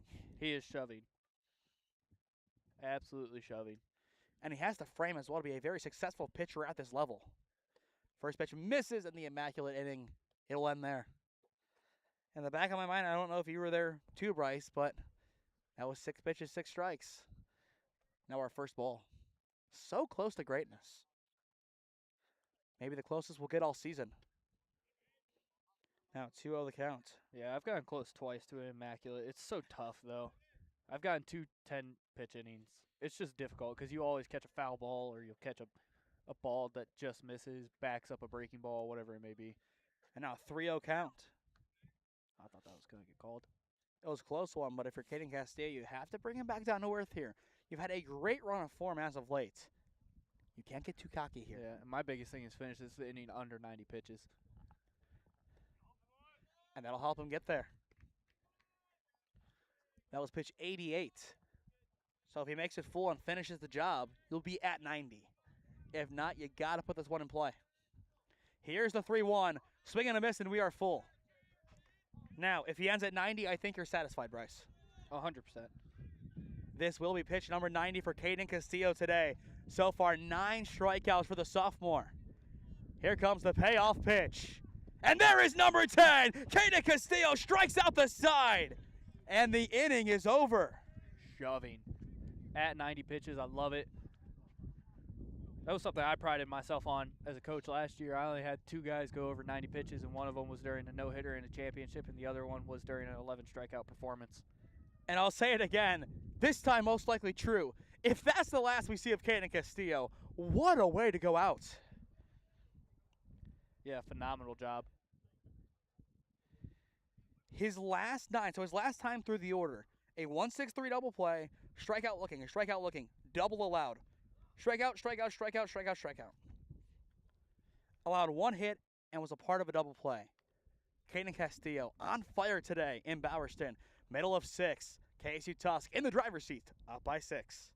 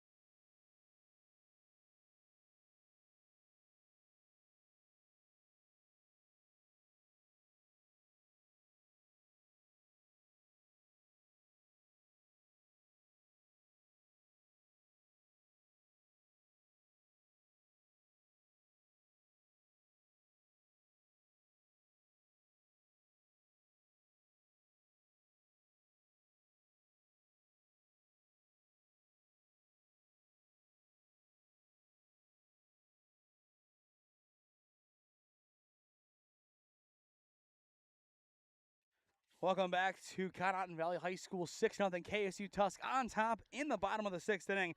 Right now, Bryce, the task is simple. Add on the final few insurance runs, if you want to go into the top of the 7th to get the job done. Yeah, I have a feeling you want to plate just a couple more, get a couple guys more at-bats, get their confidence levels up a little bit. But overall, your thoughts on Game 1 for KSU Tusk's offense? Obviously, it was top-heavy.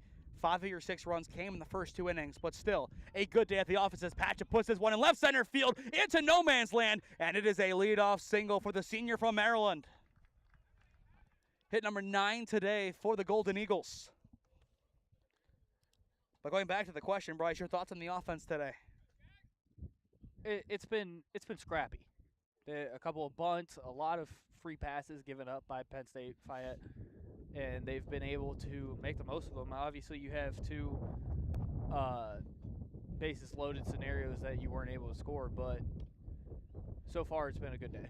And straining those runners, of course, is something you want to deal with. In some of these tougher matchups, those runs are going to matter. Yeah, 100%. And there's a chance that if Fayette's offense catches fire, it will matter. 0 on the count here. Ruther fouls that one back quickly, 0-2. And your thoughts on the pitching with Castillo? Does he stay in? No, there's no point this early in the season. You want to see him stay in just to see him pitch a little bit more. Yeah, but at this point, he's done his job. He's done a phenomenal job today, I'd say. Rest up, big fella. 0-2 the count here, and that one is wide. Good grab. Ruther so far today, 2 for 2 with a stolen base and a walk. He has been consistently getting on base as there is another search party for a baseball. How many Golden Eagles does it take to find a loose baseball? The world may never know. Patchett takes off, the pitch is low, and he is in there. 2 stolen bases today for Jeremy Patchett. He's got the wheels. He unhitched the trailer. Yeah. An RBI fielder's choice. I mean, he might have 3 trailers. He reached on an error. He got hit by a pitch and singled. What a day for Jeremy Patchett. An obscure day, no less. Count now 2-2. They're trying to bring Patchett around here. Vacha sets and deals. Popped up on the right side and out of play. And I don't think it'll take too many Golden Eagles to find that one. Yeah, you never know. Yeah, you got it. As well, we are officially 2 hours into this game. So, yeah, we are not starting Game 2 at 2 o'clock. Sorry to burst your bubble there, Bryce.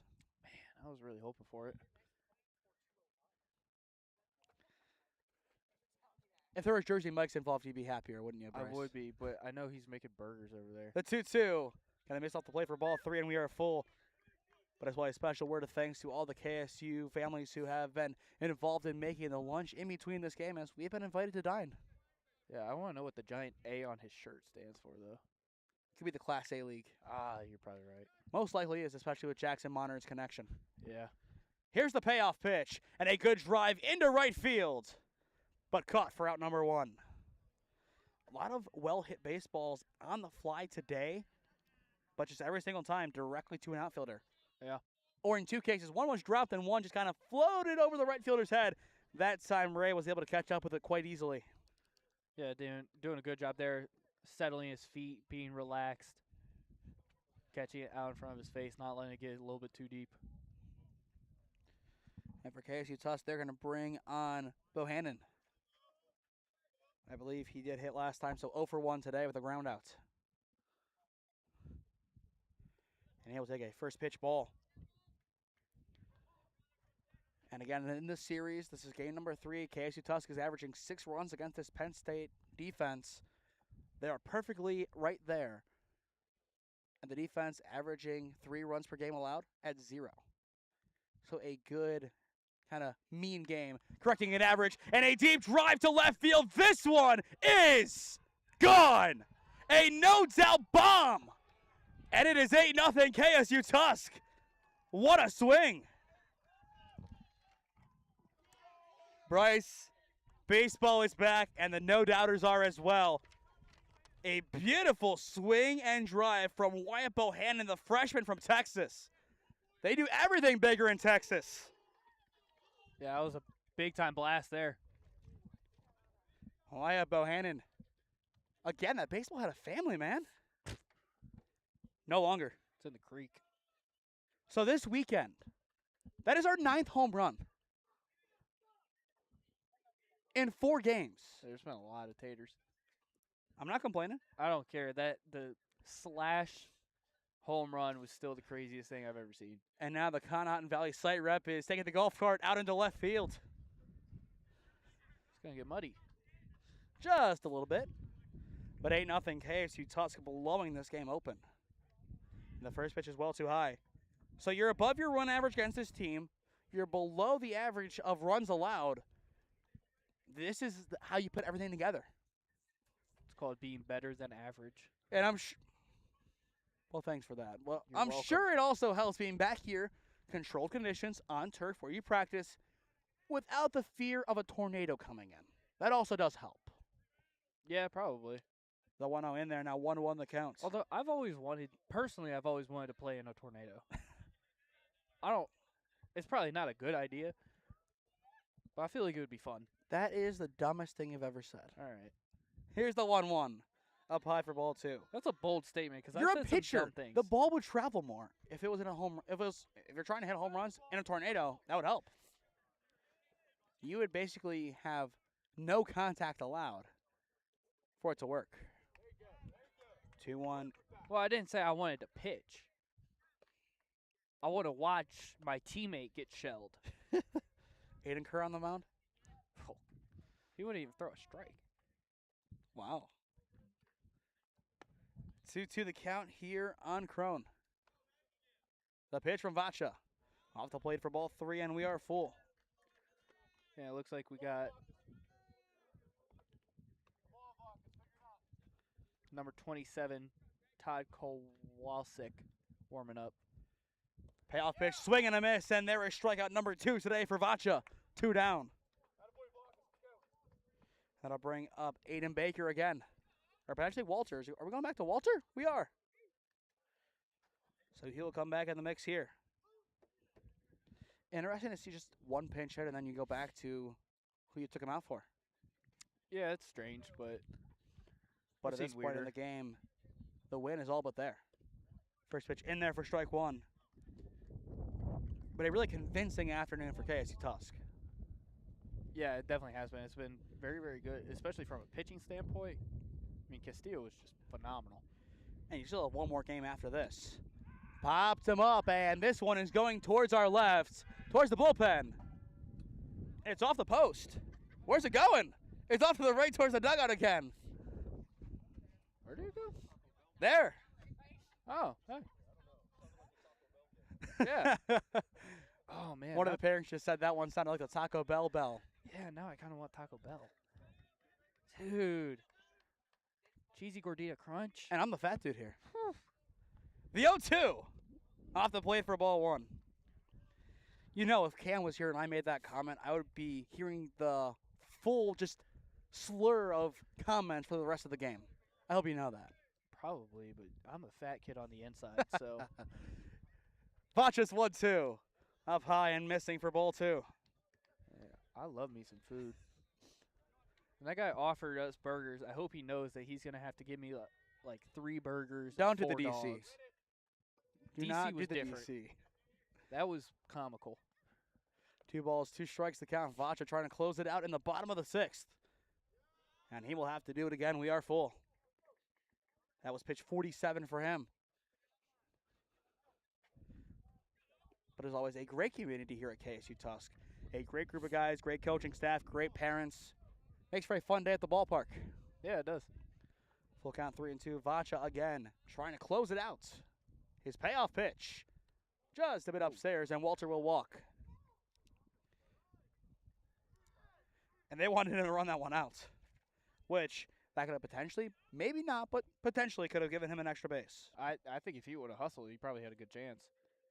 And now my question is, as you do have that action in the bullpen, is this just to say, hey, if you need to go in, you do, or are we going to make that call? As it appears just to be a mound visit here. There's also a chance that is he going to start game 2? No. Okay. There's always a chance they're warming up the next pitcher a little bit early. Always a chance of that. Shout out whoever just told us no. Is the kid warming up? Oh. both of them. But you know what? That's kind of the nice thing, right, being next to the bullpen. He's doing good work. Yeah, it's nice. We're in the opposing team's territory, but still a great vantage point over here. Yeah. And it makes more sense as Bryce, you look on that far side, and you can even see it off to your left, kind of behind the mound visit, folks. That is all grass over there. Yeah. This is cemented. This guy's got a kinetic arm on. It's supposed to be like the next greatest thing to help arm health. I want to know how it feels. Maybe we'll ask him. I don't know. It looks like he's rolling his arm out. But back to the action here.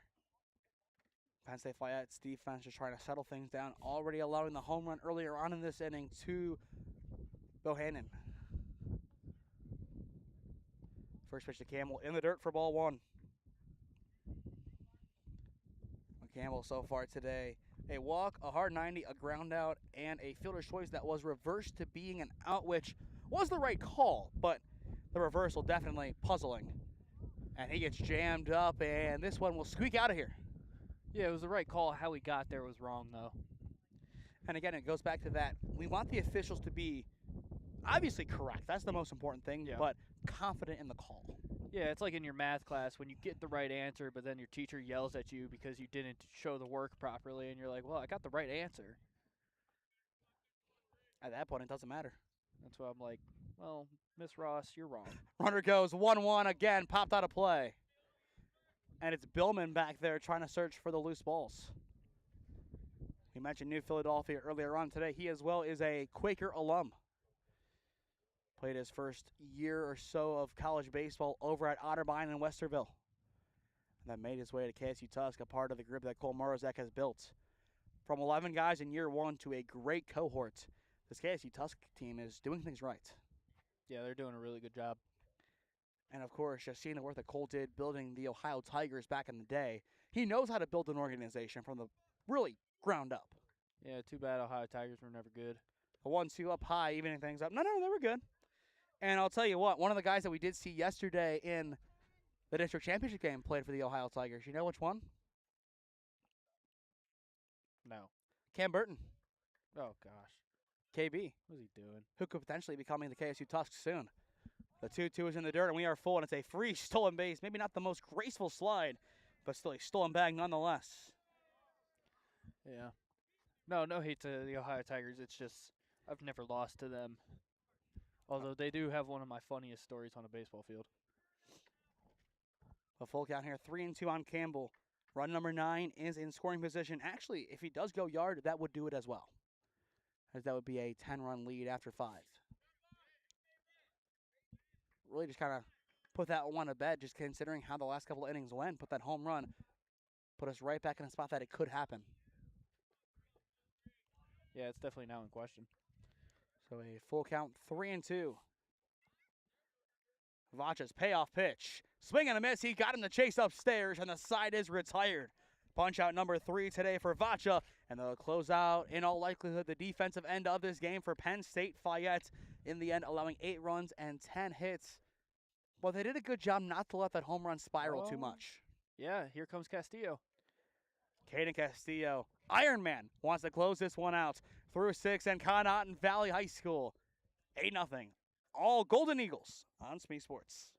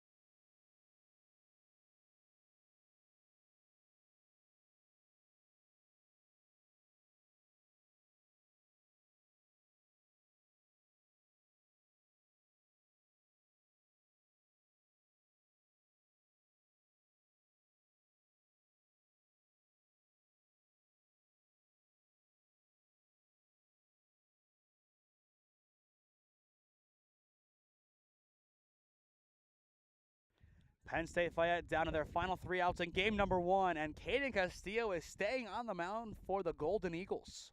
Bryce, your thoughts on the decision?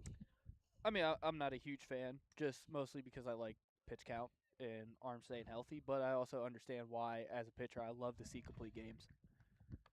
And given how entertaining he has been, give me 3 more outs of Caden Castillo. There will be some action in the bullpen, most likely a really short leash here, but still a chance for him to go out there and bet on himself to get a complete game. On the 0-1, popped up and out of play, quickly 0-2. After the rocky start, the amount of 0-2 counts that we have seen has been really impressive from Caden Castillo. Yeah, he's been filling it up really nicely. And that was another first pitch strike. He's been racking up first pitch strikes. And he is for sure a name to keep a really close eye on after this season. The 0-2, a good drive into right center field, and it is down for a leadoff single. A nice piece of hitting there from Mashiosi, the catcher. Only the 3rd hit allowed today by Castillo. And we get a pinch runner here. And now a mound visit will be called by KSU Tusk. But Tyler still, Mara. I think you agree, Bryce. He is a name that can really, especially if he stays at KSU Tusk, can really rewrite some record books if he can pitch like this from here on out, as that'll do it for him today. But a guy that could potentially become an All-American for this team if he plays his cards right. Oh, I can 100% see it. He's going to be shoving. We all know that. And he is a guy as well. I know, Bryce, you're the guy that kind of looks at some of those other professional leagues, but I feel like if he can continue to progress, get that fastball up in velocity, and continue to be a strong K strikeout guy, then honestly, he could be one of those guys that plays maybe Mexico, Japan, maybe even in the minor league system here. 100%. I could definitely see him playing in the Venezuelan league. It's a very competitive league. I could see him playing in that. I could definitely see him playing in the Dominican league. There's a bunch of leagues I could see him in. The European Baseball League also. It's catching a little bit more buzz with the success of the Czech team and Team Italy with Caglione and Pasquantino. I could definitely see both him of them the Royals, right? Yes. Little Italy. I like it. Yeah, I could definitely see him catching some buzz in a professional organization. I mean, there's so many guys that play competitive levels of baseball that you don't think that they could play professional, but there are leagues out there that they could play. I mean, it's the same thing when you talk about the NBA. For example, Christian Parker. Yeah, I mean, Even Colin Gurley. there's leagues out there, man. For sure. And again, you look at a pitcher from the intangible standpoint and just his stature. If that's his frame, that's not a bad frame for a starting pitcher. No, not at all. Dude, even the leagues in the States, the Frontier League, the Atlantic League, the Appalachian League, Northwoods, Cape Cod, whatever it may be, he could definitely be pitching in some of those. And it is going to be Cam Schofield coming on to try and close this one out. But once again, Caden Castillo, 10 strikeouts today, 3 hits allowed, and right now is in line for the shutout win. Yeah, and I think as a team, getting a shutout is a huge thing. And I think if you're PSU Fayette, you're definitely thinking about, okay, how can we go into the next game with a little bit more energy, a little bit more tempo, and get the bats rolling early. And I'm sure you agree, in the last specifically 5 years, JUCO and NAIA has received a lot of extra attention and is no longer looked at as last chance U. Well, yeah, and with so many guys being overlooked due to the way the transfer portal is formed, you have a lot of scenario like Class A being a guy, Mason Miller being a JUCO, or maybe he wasn't JUCO, I think he was D3. But a lot of these guys that end up pitching at these smaller schools, these smaller levels, that end up going on to be I mean, we saw, Kellogg had 3 Penn State commits? No, Davenport. 1 Penn State. Oh, okay, I guess they And a had guys Gardner that Webb. Oh, the bullpen was talking like they had 20. And oh, by the way, on Tri-C's end, Jackson Bowles was drafted last year. Not many people know that. Yeah, by the Braves. Shout out to them. And the Rangers, they were at the game against the Mid-Michigan game, too, that he homered in. Yeah, he got a lot of looks. I know there's been a lot of talks about him going to Ashland. He had offers to Division I programs in high school, and then he had the quad injury, the hamstring injury, whatever it may be. The 2-1 ground ball left side, and this one's through as well. Back-to-back base knocks for Penn State Fayette. And just like that, they have doubled their tally. Like you'll find high level talent at these not lower end programs, but the lower levels of extra education. For sure. And as coverage continues to grow, those guys are going to be more and more well known. 2-on, nobody out as here comes Ray. First pitch misses up high for ball one as Schofield. He will slip on the mound. It's okay, we all do it. Happens to the best of us. And I'm sure yesterday it would have happened given all the rain. Yeah. And of course, we did have that rain delay over at Tri-C, and a lot of that was because more hit a batter as it started to pour. Usually, thunder they'll play in, lightning they can't. Downpour, if a pitcher hits a kid, that's usually the parting line. Yeah. And now time called here as Coach Morzek, he is going to head out to the mound. And it's just going to be a word here between head coach, catcher, and pitcher. Hey, like I said earlier, this is when you go up to him and tell him, man, it's like throwing a hot dog down a hallway. What? Yes. You ever seen those videos of the Little League coach that goes out there and just absolutely grills the 10-year-olds? Yes. Oh, it's so great. I was going to say more of just, hey, play catch. Yeah. Go out there, ask him, hey, man, listen, I don't think you're the worst pitcher on this planet, but if the worst pitcher on the planet dies, you might be. This is why we can't mic you up for a game you're coaching. You just got to loosen them up. Let them get the nerves out. Quit thinking. But a 2-0 count here with 2 on, nobody out in the top of the 7th. And now 3-0. You're obviously not serious. Oh, yeah, for sure. There's occasionally times I would just go out to my pitcher and ask him why he sucks. I mean, it works for you, I guess. Yeah, I mean, we had a combined staff ERA of like a 2.9, so. 3-0 there for strike one. Would it be you and Birch or the DC pitch? Oh, no, I'm talking about my team that I coach. Yes. Oh, your pitching staff, not your actual coaching staff. Yeah, no, my pitching staff. The 3-1. In there for strike two, and we are full. Yeah, we had like a 2.7 ERA as a staff, and then we had like 298 strikeouts through 40 games. Impressive work.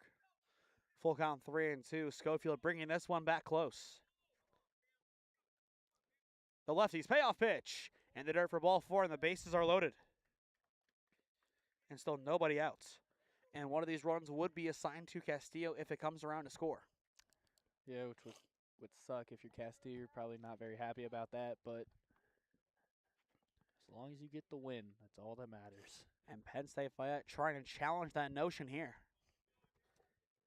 As here comes Jonathan Vasbender, who doubled his last time up. And this time, over towards short, 6, 4, and 3.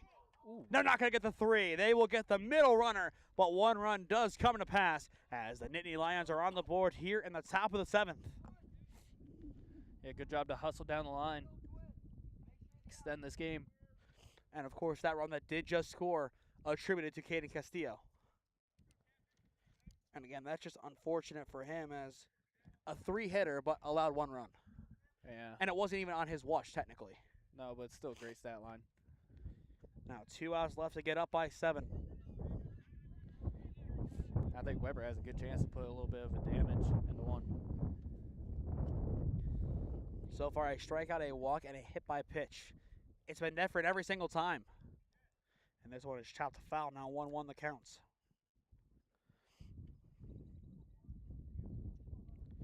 And as well, we will still have game number 2 coming up very soon. As currently we are 22 minutes past due for it to start. A hard hit ball left side again, picked up by Walter at short. This time they get the out at 2 and at 1, and that is going to do it. Penn State Tuscarawas wins game number 1, 8-1 your final.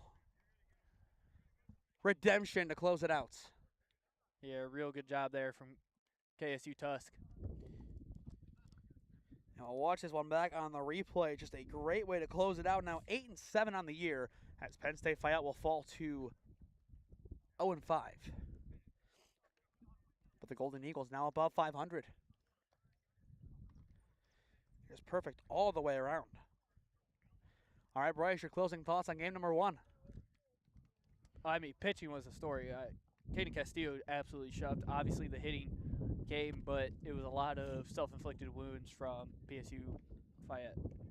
And as we toss it back up here to our makeshift press box here at Conotton Valley High School, I am Nathan Smee alongside me today, Bryce Fisher, your player of the game presented by SmeeSports. Do we still go Castillo? I would. I think his pitching performance was absolutely phenomenal, but I'm also a pitcher. We'll give it to him. Your player of the game presented by SmeeSports. It is going to be Caden Castillo today. 10 strikeouts, 1 earned run on 3 hits. He was the guy that pretty much kept things steady for KSU Tusk. Great offense early.